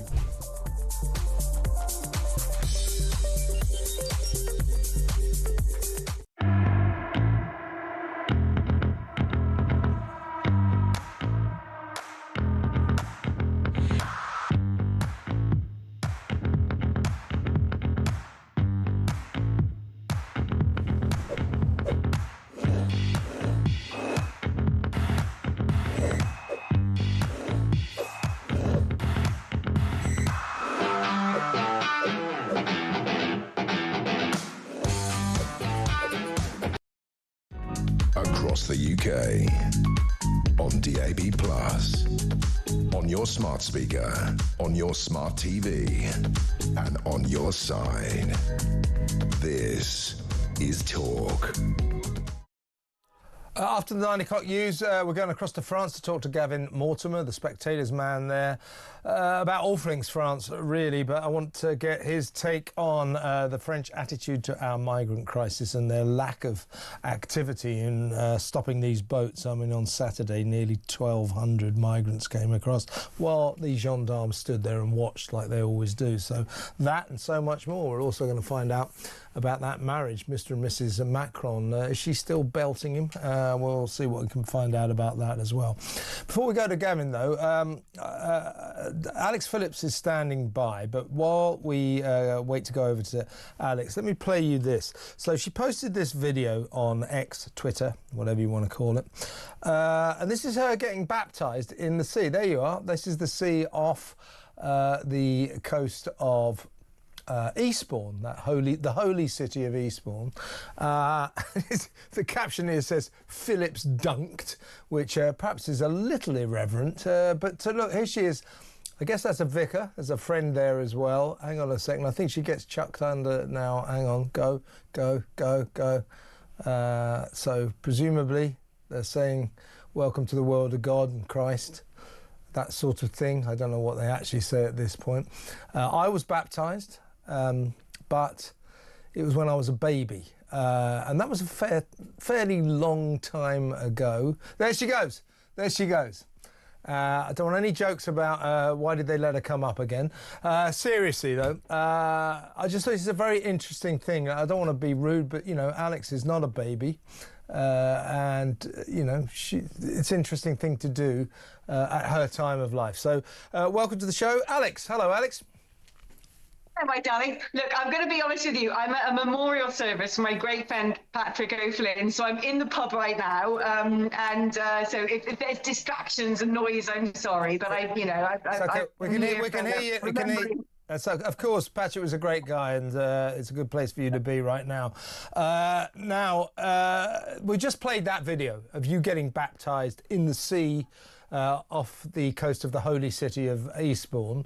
Why have you done that now? I mean, when we used to work together, you often, you know, talk to me about your religious beliefs and everything. Yeah. But why be baptised now at this stage of your life? Do you know what? These things that I've been going to church for 4 years. I've been going dedicated, wanting to learn about the Bible, wanting to learn about faith. I know people go, oh, well, everyone's doing it now. It's become the vogue thing. But for me, it really has been a proper journey and a connection with, well, it sounds difficult for people who aren't religious, but a connection with God and a connection with our heritage. And I've been going to church, but you kind of feel slightly fraudulent going to church when you're not baptised. And I've been wanting to do this for so long. I've kept trying to organise it, but getting the right people involved and this, that and the other, and booking an appointment. And you know, there was this conversation with my family the other day. And they just said, we're doing baptisms in the sea. My brother's very Christian. We're doing baptisms in the sea on Sunday. Can you come down? I couldn't come down on Sunday. I said, I can come down Monday. And a very, very good friend of mine, Father Phil Harris, who's very pastoral towards me. He phones me all the time, checks in how I'm doing. He's my vicar, but in the West Midlands. I go to a church in London, which is a huge church. And so sometimes you don't have that intimate connection with the people that you'd want to be around for baptism. And my brother and my brother's wife have been very instrumental in my learning about Christianity and the building of my faith. We're just like, we can do it. We'll bring people in the church. All of the family's going to come. And I told this to Father Phil, and he said, I'll come and do it. Wow. And he didn't just come and do it. He got the train all the way down from the West Midlands to Eastbourne. It was a sunny day. It was beautiful weather. You know, they call it the Caribbean of England. Maybe that's a push. Do they? But he came back, he dug out old vestments and robes from when he was ordained. They're not the silk but the cotton ones. He put on the full garb. You've got my brother's wife in a wetsuit, me in gym kit, and he's like wading into the sea like John the Baptist. And we're just like, let's get this thing done. Let's do it. It was so amazing. I cried. It is an incredible thing to see. Let me ask you a very spiritual question. Go on. Was it cold? Was the sea cold? No, it wasn't. And, you know, the focus was so much on doing the baptism, and it felt right. You know, in the Bible, when Jesus is baptized by John, it is in the river. It's not in the church with incense and books and passages, and you say this and I say that. Although we did do that. We had a proper ordained baptism with the proper liturgy before I got into the sea, but it was a lovely way of doing it because it just feels so informal. I had all of my brother and his wife's family and the extended family standing on the sea, clapping and cheering, and everyone was praying over me. And it's exactly how I wanted it to be, just authentic and real and of the moment. Yeah, it was a really good little video. But what, you know, and by the way, I've been godly for so much longer than you, because I was baptised when I was a baby, which, as you know, was some time ago. So may I welcome you to my church, and I hope that you enjoy it. But seriously, Alex, we haven't got long to go, but you know, you talk about 4 years. Why do you think? Why only 4 years ago did you begin your journey towards Christian faith, or towards serious Christian faith? In all honesty, I lived in India and I studied philosophy at university, and I got really into Hinduism and Vedic beliefs as a study. Not as a religion, but as a study, because I'm fascinated by these things. And then I thought I really ought to poke under the bonnet of what makes Britain run. Who are we? What's our legacy? What's our heritage? What is this Christianity that you sing about in school, and you might go to church with the brownies, or maybe you went to Sunday school, but what is it really? And I just thought, I just want to study it. I just want to find out. So I opened the Bible and got stuck in, and then doors flew open. I know that sounds cliche, but doors flew open. Everything made sense to me. And the more I read, and the more I then wanted to attend church, and you can't see right now, but the person holding the camera for me is my best friend, Belinda DeLucy. Oh, hi, Belinda. You know, Belinda, she encouraged me to go to a particular church in London who she thought would really suit me, and it did. And then for 4 years, it changes you. You know, when you open that book, and when you go to church, and when you find the place that fits, and you delve into our national religion, the psychology, the meanings, the lessons. Forget all this stuff you get on YouTube, like, you know, Millionaire in a Day, and this is how you can best affect your life, and Jordan Peterson, all those people who are very worthy. But we have the best self-help book. It's called the Bible.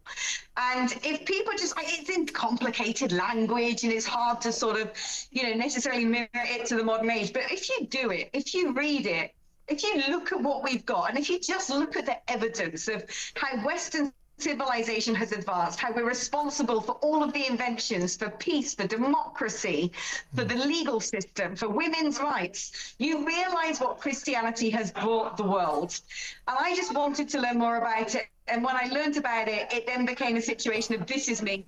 Well, Alex, without getting too prosaic about it, has this brought, you know, you're developing Christian faith in this great gesture you made at the weekend, or Monday, in the sea off the coast of Eastbourne.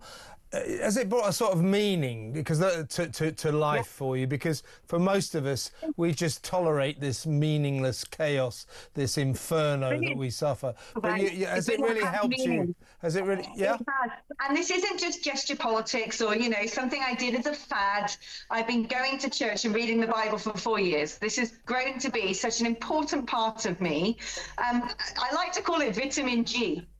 People always want to get supplements and, get a sunshine and a good night's sleep.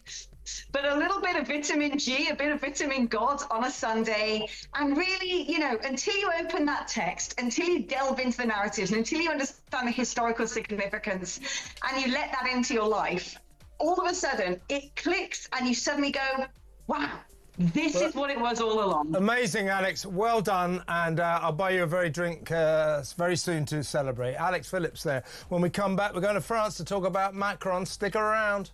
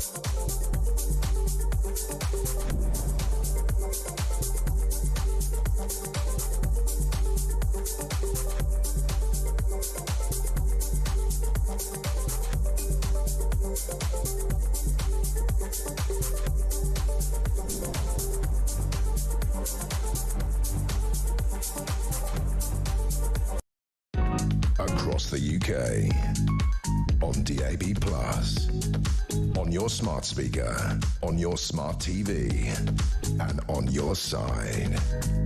This is Talk.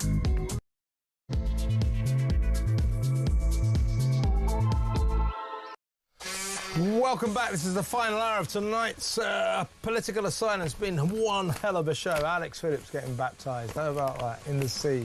It's like it's the Ganges or something. It was actually the English Channel just off the coast of the holy city of Eastbourne near Brighton. We were laughing, thinking that with all the migrants that have been coming across the channel, that in the background fairly soon as Alex was being dunked, you might see a dinghy coming past full of asylum seekers, but we didn't. Anyway, good for Alex. I just think it's a very interesting thing for someone like her to do. Now, in a little while, we'll be taking your phone calls at 03444991000. Want to get your take on the migrant crisis and also the defence spending review and the return of blasphemy laws in this country. 03444991000, or indeed anything else that you might want to talk about. If you prefer, you can send me a WhatsApp voice note, same number, 03444991000, or you can send a message, but best to talk. It's good to talk on Talk. Right, let's talk about France, shall we? Very much in the news at the moment. Lots of things to discuss. Let's go across the channel and talk to the Spectator's excellent man, en français. That is Gavin Mortimer, of course. Hello, Gavin. Bonsoir, Kevin. Bonsoir. First of all, let's talk about. By the way, I've got to talk about Mr. and Mrs. Macron later on. Is she belting him this week, or is he okay so far? No, I think he's been grounded this week. Oh, has he? Well, we'll talk about that strange marriage in a little while. But more importantly, on Saturday, we saw 1,195 migrants come across, 1,200 in a single day. That is the fourth highest number ever in a single day. The highest number this year, and actually the highest number since 2022. A massive armada, essentially allowed to walk across the French beaches into the water, paddle to their dinghies, climb aboard, and then complete the journey, the 21-mile journey to Dover, Folkestone, somewhere like that, the Kent coast. Now we're learning that due to our anger, because we gave, or Rishi Sunak gave Macron £500 million 3 years ago, was it 2022 or 2023? £500 million to patrol the French beaches, to stop the boats, to stop the migrants. We are learning now that having given them £500 million, the French are now discussing amending their laws so that the gendarmes, les cops, will be allowed for the first time to actually paddle into the water to follow the migrants and maybe stop them, maybe stop the boats, to go into the water, not up to here, ankle deep. Hitherto, they haven't been allowed to do that by French law.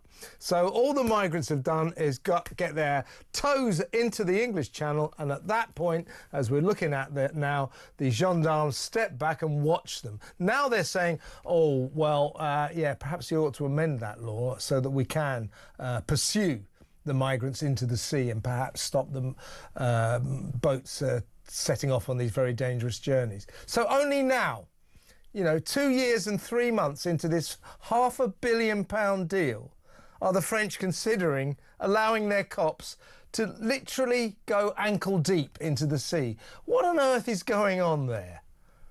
I wrote about this today, Kevin, in The Spectator, that undoubtedly we've seen pictures there of the French police just standing by as the boats are launched, and it's not a good, the optics aren't good. But in fact, after the deal with Sunak was done, you'd have thought someone, some bright spark in the British government would have made sure that the laws were such that we were handing this money and they would actually do something. In fairness to the French police, they did for a couple of years intercept the boats at sea, even going so far as to puncture them before they got out to deep water. But inevitably, left-wing human rights groups, NGOs and the media, beginning of last year, Le Monde, which is the French equivalent of The Guardian, did a big expose about this. It caused outrage, so this was stopped. So really, as I wrote today, it's an easy target, the French police, but we've got to go right further back to the Mediterranean, to the source of the problem. And that is just that the boats are continuing to come across the Mediterranean. There was a slight dip last year because of Georgia Maloney. But this year, for example, just one stat, Kev, the last week of April, 1,100 migrants landed on Lampedusa. The year before, it was 106. Wow. So that's a tenfold increase. And until we have a policy, as Nigel Farage alluded to on Saturday, of copying the Australians a decade ago and pushing back the boats, whether it's in the English Channel or the Mediterranean, this is just going to continue, and politicians will look to score cheap points against the French police and other organisations, but we've got to really start pushing back the boats, because the weather is the forecast for this for the next few weeks is excellent. It's been a particularly good spring in France, hence the numbers. And with the weathers, last time we spoke, Kevin, I remember we talked about this, that come the more clement, stable weather, the numbers are going to increase, and that's it.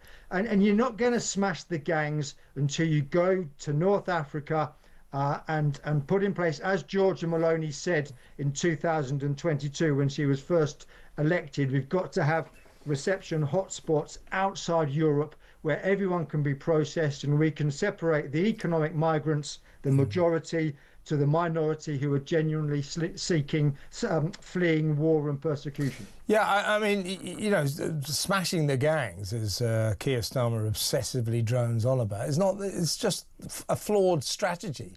You've got to stop the migrants. This is about supply and demand, the basic concept of business. You know, the demand is the migrants. The supply will always be there, so you can smash all the gangs you like. There'll be new ones tomorrow morning to deal with the demand. So stop the migrants, then there are no customers, then you've smashed the gang. So we're doing it the wrong way round. And just to go back to the point about the gendarmes, I don't think anybody is specifically blaming the French police, because they are actually following French law. Apparently, hitherto, until now, they've been told, don't you dare step into that water. The reason, and I'm talking about when it's that deep, I mean literally ankle deep, the reason being officially that if there are any altercations and they happen in the sea, people could get drowned. So they're just obeying orders, as it were. But generally speaking, Gavin, what's your take on the attitude of the French government to the migrant crisis? Because over here in Britain, the way we see it is the French don't really want to stop the migrants leaving France. Every migrant that leaves France and comes to Britain is a problem off their hands. So we detect a certain disingenuousness in terms of the France's alleged commitment to stopping the boats. Well, what you've got is, Kevin, for a year now, it's almost a year to the day since Macron's party got a drubbing in the European elections. He called this snap election. He got another drubbing, and Marine Le Pen's National Rally got 37% of a popular vote, but Macron cobbled together just another centrist government with a few figures from a left, a few figures from a centre-right. And so really, since then, French politics, it's just stagnating. There's no decision-making. The public debt is rising, the crime is rising, drug trafficking. It's a complete shambles. Yeah, dare I say it, the French government actually makes Keir Starmer's government look reasonably competent. So that's a sign of just what a shambles it is. You have got an interior minister, Bruno Retailleau, who is right-wing, and he wants a referendum on immigration, as do about 75% of the French public. Macron refuses to have that referendum because he knows he loses. And time and again, Kevin, it's the same in the UK and in Germany and across Europe. Opinion polls show that about 3/4 of the electorate want their borders controlled. They want an end to this uncontrolled migration. But what we've got is an elite centre who refuse to listen to the people, and even when you get someone like Maloney, she's then thwarted by Brussels, by von der Leyen, who is completely aligned with Macron and Sanchez, the Spanish Prime Minister. And it's just so the people want something done, but the elite aren't listening to them. And the situation is, of course, in France now, Macron's a lame duck president. He struts around Europe trying to look important when he's not getting slapped by his wife. But at home, he's a laughing stock. But unfortunately, he's in power for another 2 years. And so in that time, don't expect the migrant crisis on the Channel Coast to be solved. If anything, it's just going to get worse. I think you're right there, Gavin. Interesting times in Poland, which may reflect on what could happen going forward in France. You never know. So in Poland there's been an election, and the right-wing nationalist Karol Nawrocki, to everyone's surprise, has won. narrow victory, but he's won. The Prime Minister there, Donald Tusk, he of EU notoriety, you could say fame, but I say notoriety, in a classic sort of French way, he's kind of moving all the pieces, trying to thwart the democratic decision of the Polish people. He's even called a vote of no confidence in his own government, which somehow could deflect from Karol Nawrocki being able to fully take control of the country. And it strikes me that this is sort of similar to what goes on in France, and this is what I wanted to ask you about. How much longer are the French people going to put up with a democratic system that basically deprives them of democracy? I mean, we watch this from across the sea and from across the channel, and we've got nothing to boast about here. But we go, hang on a second, so the French people just went to the polls, they voted Marine Le Pen in, so she's the new president, the new prime minister, whatever. Oh, there's another election in 7 days' time. And they're going to move all the pieces, move all the dials, and that will mean the decision of the French people is changed. How much longer are the French people going to put up with this bizarre system that prevents them achieving what they voted for?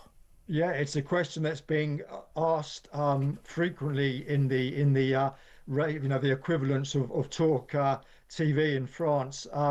That there's been outrage for a year since this happened. They call it the Republican Front, where basically you have centrists and leftists, communists, socialists, Greens ganging up and just thwarting Marine Le Pen, who's not far right. Left wing, economically she's left wing, so she's not far right. But they cry fascist, Nazi, all the usual school playground stuff. And the French, because the majority, a bit like the UK, it's the French equivalent of the Red Wall who vote for Marine Le Pen. So it's the working class who, of course, suffer most from mass uncontrolled immigration, whose cost of standard of living has declined. And there's a lot of anger. There's growing anger out there. And Macron is completely oblivious to it. As I mentioned earlier, he refuses to have a referendum on any of the big issues. And so the next election's in 2 years, but there are municipal council elections next year, which I think we're going to see again. And let's not forget, Kevin, that in March this year, Marine Le Pen was disqualified for 5 years. A bit of lawfare there, hey? In a bit of lawfare there, yeah. And this isn't just happening in France. Saw today, Geert Wilders has just withdrawn from a coalition. He won the Dutch election 18 months ago. And again, this grubby coalition of the left and the centre thwarted his becoming prime minister. We see something similar happening in Austria. We saw the Romanian presidential election annulled and then the candidate disqualified. In Germany, the AfD finished second in the election and they were shut out of a coalition. So it's deeply troubling what's going on, that we've got this arrogant, out of touch elite who refuse to listen to the will of a silent majority, whether it's in the UK, France, Germany, Austria, Holland. And I think things are coming to a head, and that if the elite don't listen, particularly when it comes to immigration, which is the issue of the day, there's going to be trouble ahead. Do you think in 2 years' time that there may be a reckoning for Macron and these metropolitan elites who ignore the will of the people? Do you think that the will of the people may finally prevail in a couple of years? I do. I think Jordan Bardella, who's the young president of he's an MEP, the young president of the National Rally. So Marine Le Pen leads the party in Parliament.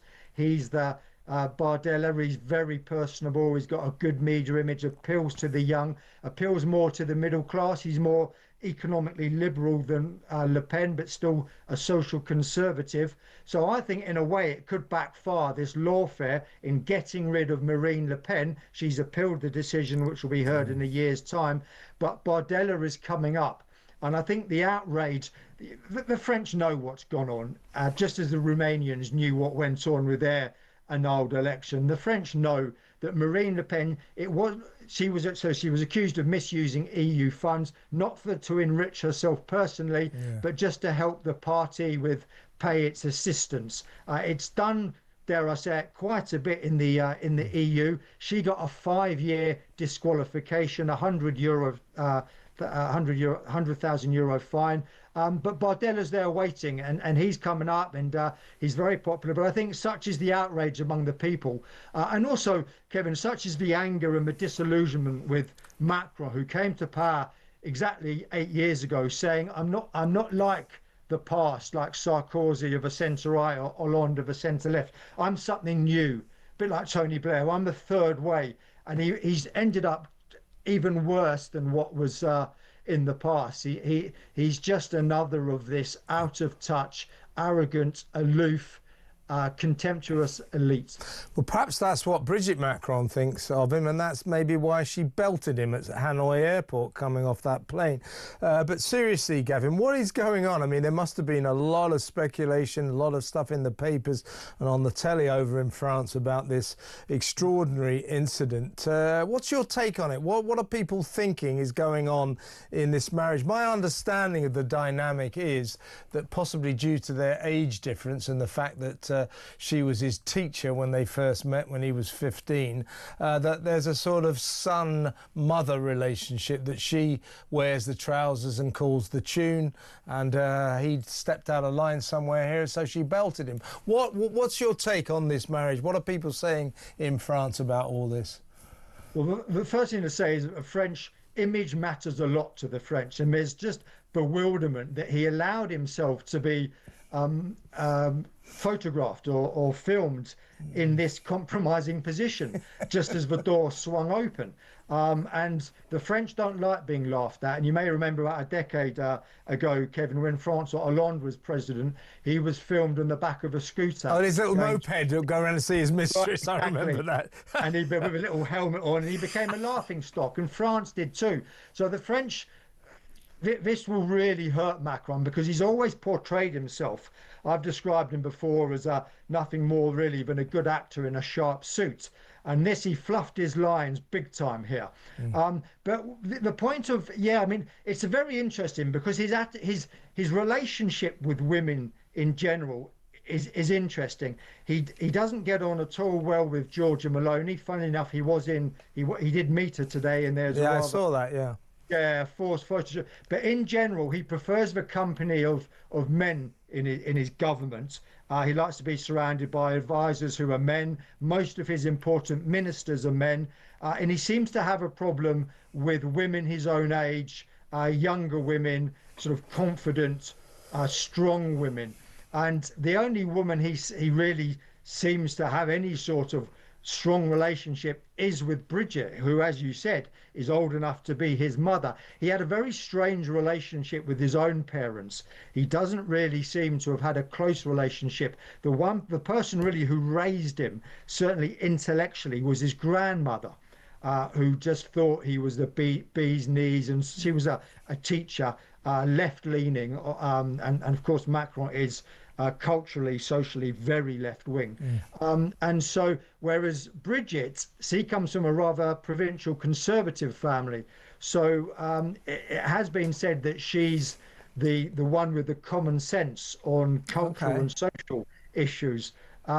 And she said a couple of months ago, earlier in this year, she complained that people were being nasty about Macron, about her husband. And she said it in a way, rather like a mother complaining about her little Johnny being picked on in the school playground.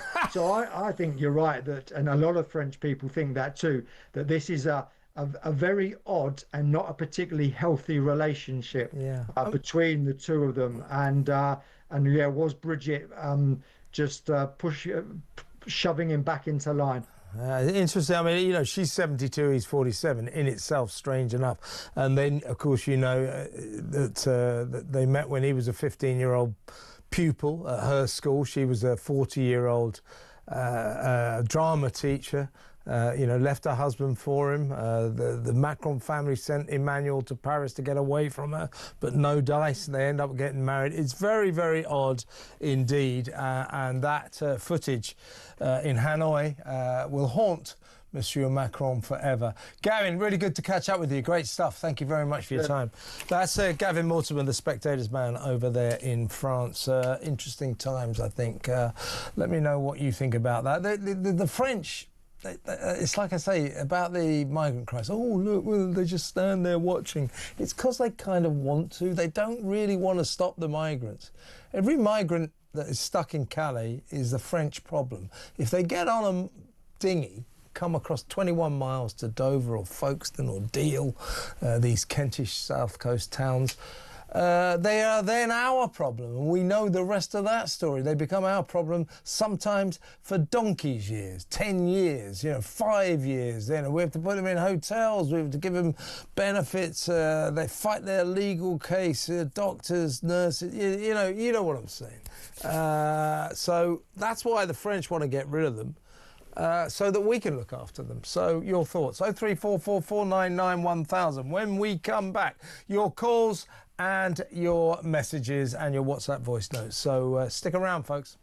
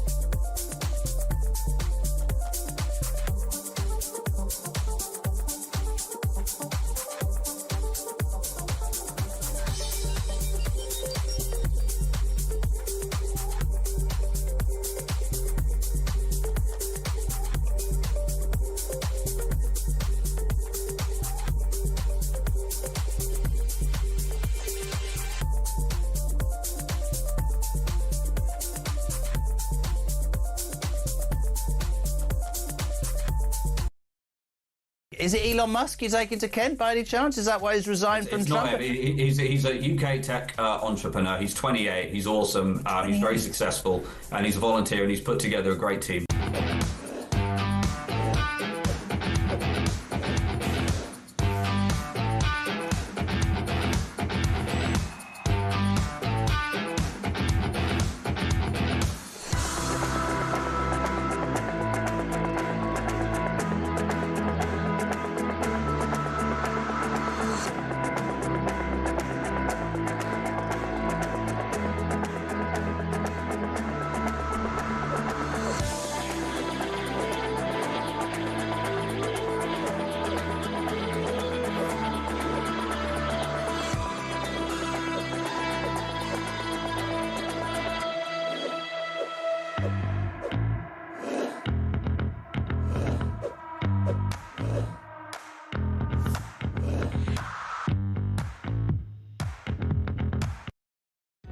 Across the UK, on DAB+, on your smart speaker, on your smart TV, and on your side.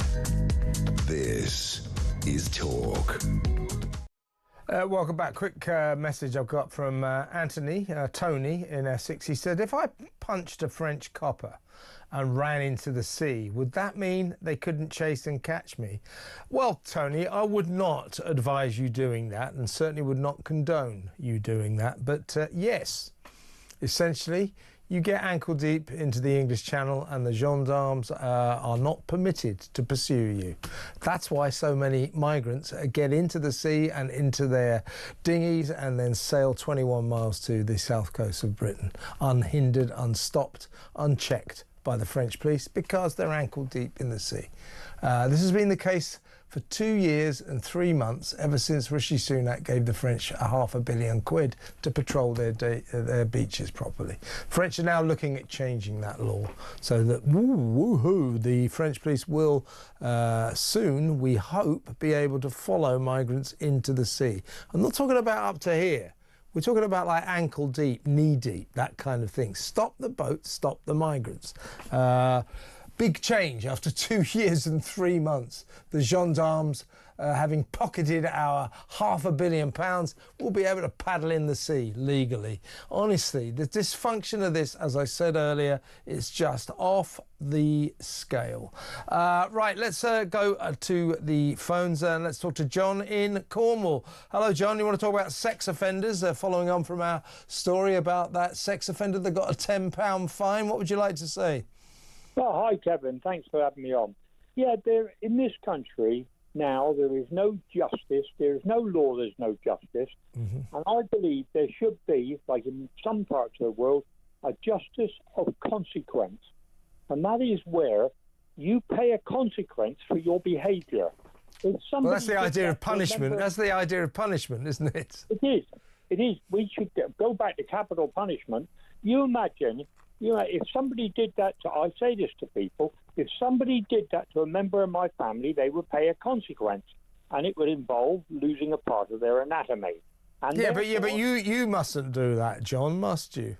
But the film. Do you remember the film many years ago called Death Wish? Oh, Death Wish, Charles Bronson, yeah. Yeah, and the crime dropped in America because bad people, were afraid of the consequences. And that goes back. But it should be the state. I'm with you.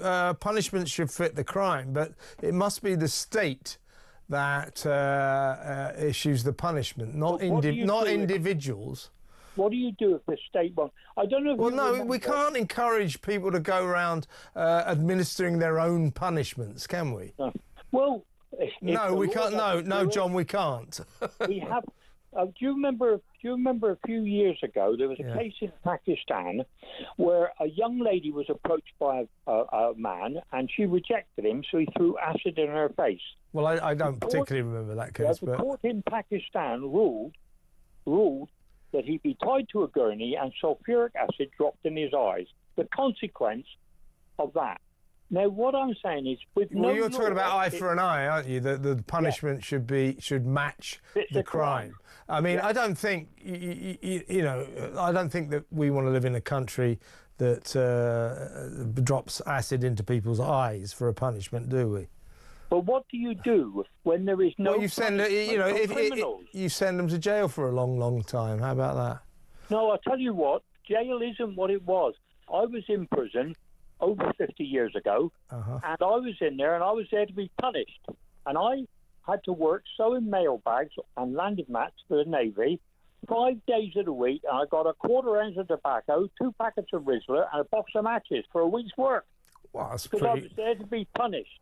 Mollycoddle, then you were you? To give you all those treats. What are you inside for, John? Well, because I broke a condition for ABH, and I was attacked by 4 people. So you had a punch up and went to jail for it. Yeah, but 4 people attacked me. I put them in hospital, and they gave me a holiday for it. Okay. How long were you inside for? Well, I was in there because of my breach of my suspended for the original. I was there, and I waited several months, and I went back to court, and a High Court judge was on circuit, and he just put Bridget Rose Dugdale away for 8 years, the IRA woman, and he was on circuit, and he saw my side of it and said, I was going to be attacked, So he turned around and said, I've suffered the consequences of my action. My stupidity and my vanity got the better of me. So how long did you do in jail? I was in there probably about 3.5 months. Okay. Well, yeah, the thing is, John, I mean, I've got a lot of sympathy with what you're saying, but the state has to administer the punishments, not individuals, obviously, in a civilized country. And also, I don't think we want punishments like pouring acid into people's eyes, do we, really? Well, in China, if you're caught... Yeah, but you keep saying in China, this is Britain. I know, but in China, people can send their children to school with no fear about drugs because the penalty is so harsh. If there is no law and order, then what you have is what we've got now. Where yeah, okay. Yeah. Well, you know, I mean, I don't know. We don't know the details of what goes on in China, but you know, it's possible. It's possible. Yeah, I mean, I agree with the concept of proper punishments, you know, and I think that when we have a serial sex offender comes before the magistrates a couple of days ago and gets a £10 fine, then we've got to have a good look at ourselves and recalibrate our punishment system. But yeah, interesting points, John, and thank you very much for a fascinating call. John in Cornwall there. Should we go to break? When we come back, some more phone calls, messages and WhatsApp voice notes. Stick where you are.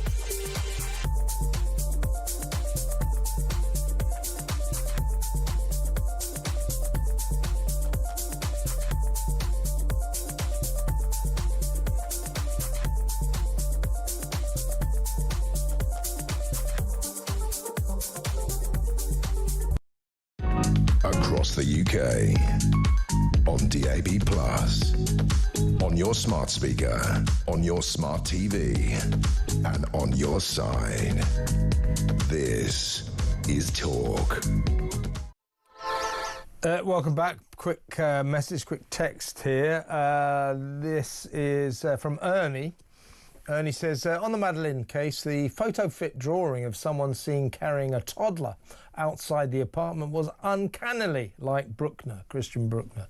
He's the German #1 suspect. And it would be very unlikely that there were more than one monster in Praia de Luz at the same time as when Maddie went missing. Well, that is called circumstantial evidence, Ernie. Doesn't prove a case. Doesn't prove a case. That's the problem. The Germans keep saying, oh, it's Christian Bruckner, it's Christian Bruckner, it's Christian Bruckner. They got no direct evidence that it was Christian Bruckner. I mean, circumstantially, you know, what are the chances? But I'm afraid there's nothing to connect him so far with doing Madeleine McCann any harm, abducting her, whatever. So that doesn't prove a case, I'm afraid. And therein lies the problems. So here's another one from Tony. Her right eye had that black fleck in it. which would be easy to match on social media with AI. Maybe some good use for it. I mean, it's possible. I mean, they must have tried that. But there you are. Let's go. Well, let's do a WhatsApp voice note, shall we? This is Daz on defence spending and potential tax increases. Evening, Kev. Brilliant show already, as per. But I think the first time ever I'm going to disagree with you, because if two-tier Kia stood up and said, "We need to get serious on defence, so I'm going to put your taxes up," I'd say, "Nah, no you ain't, mate. You can cut that £300 billion welfare budget for the start. You can cut the waste in that behemoth of the NHS as well. You can start cutting that before you put my taxes up again, mate. Thank you very much. Nah, and I'm an ex-forces, but nah, I ain't paying more taxes for nothing." Great show, mate. Love it. Tell you what, Daz, I stand corrected. You're right. You're right. I mean, I just said that if Keir Starmer, for once in his lying, conniving life, was straight with us, who made a statement, "I need money to spend more on defence to keep everyone safe, I'm going to have to raise taxes," I just feel that the people would feel better about that than all this sort of lying around the edges and all this nonsense about ambitions to reach 3% and all this kind of crap.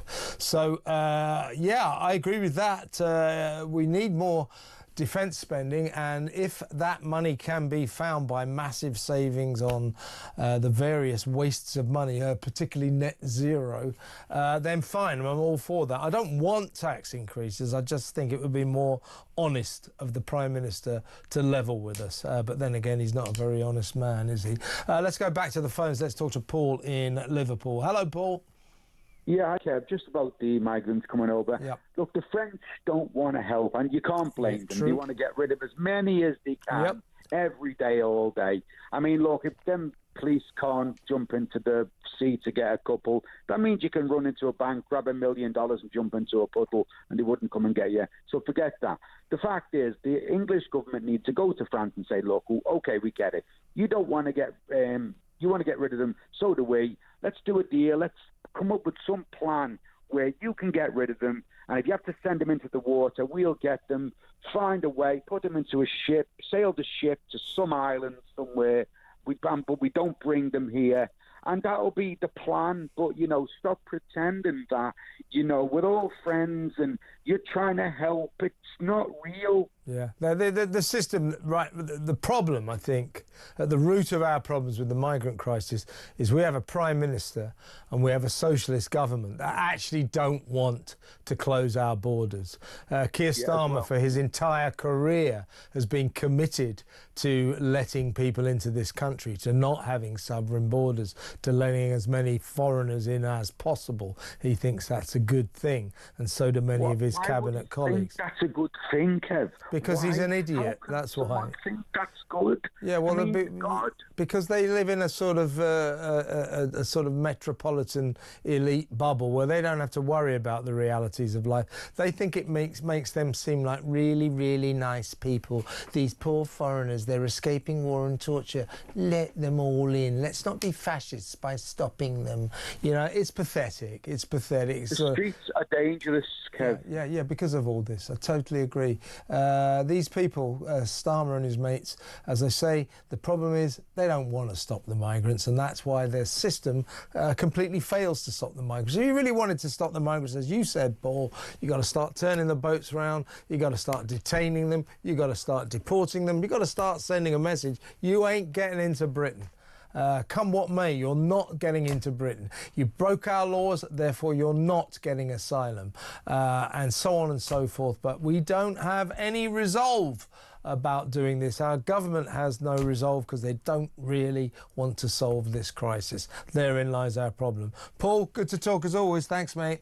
Paul in Liverpool there. Let's go to Charlie in Manchester. Hello, Charlie. Hello, Kevin. Thanks for taking my call. Great show as ever. Thank you. I think you missed a trick on something. Last week you aired the Robert Jenrick story. Yes. The video, the video he made. Yeah, it's Jenrick cop or Geno cop or whatever one you call him. Jenrick man, yeah.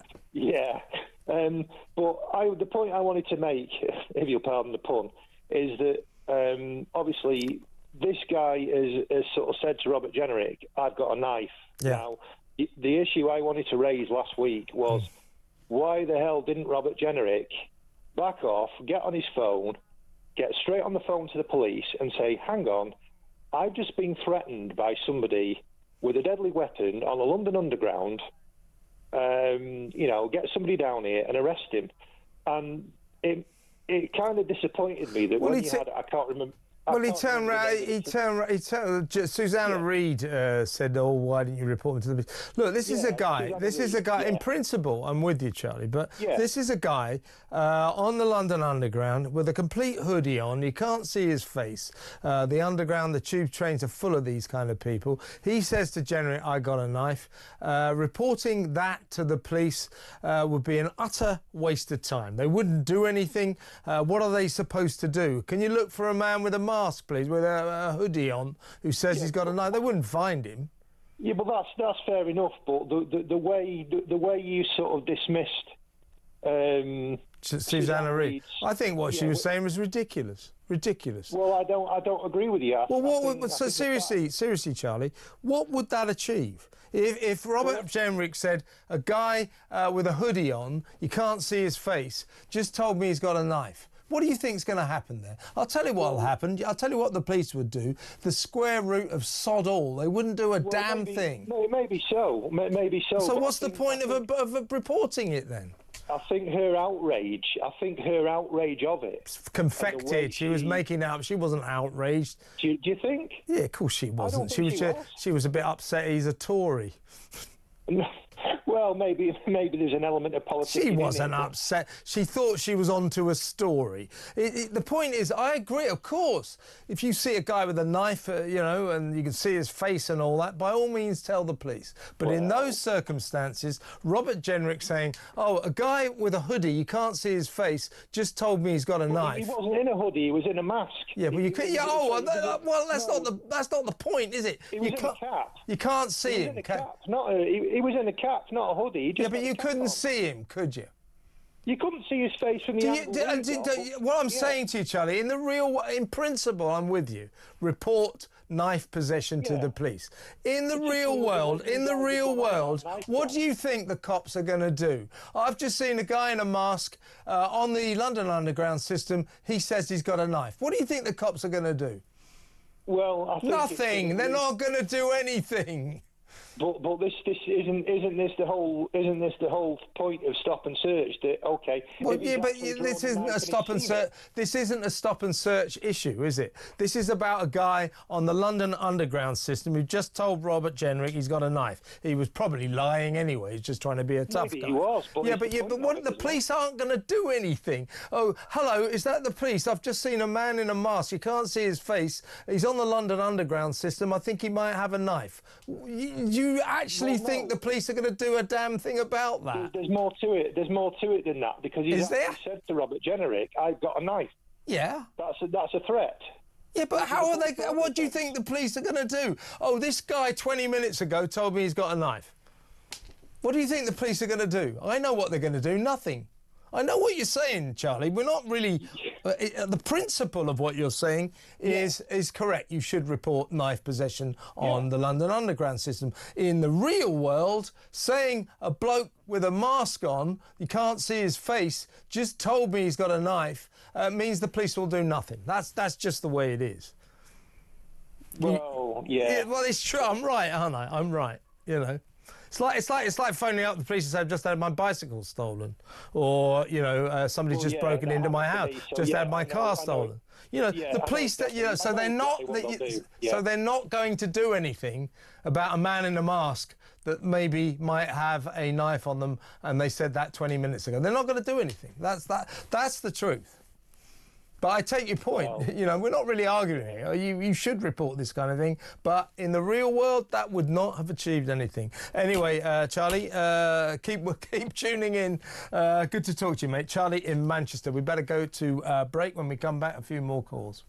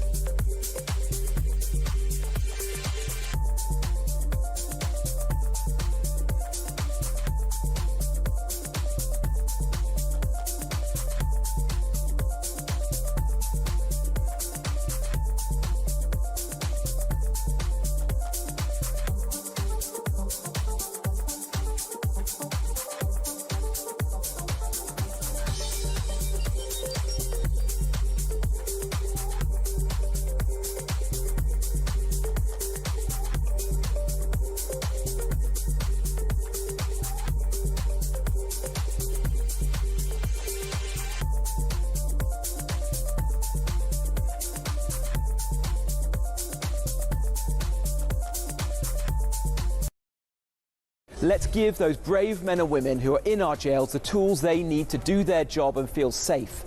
Let's give them baton rounds, tasers, high-neck stab-proof vests, which, I mean, it's amazing they don't have those already. And in our maximum security jails where they deal with these extreme high-risk people like Axel Rudakabana or Hashim Mabedi, let's ensure that there is a secure armoury where specialist officers can go and get access to lethal weapons. So if these situations, God forbid, arise, they can regain control of the prison quickly.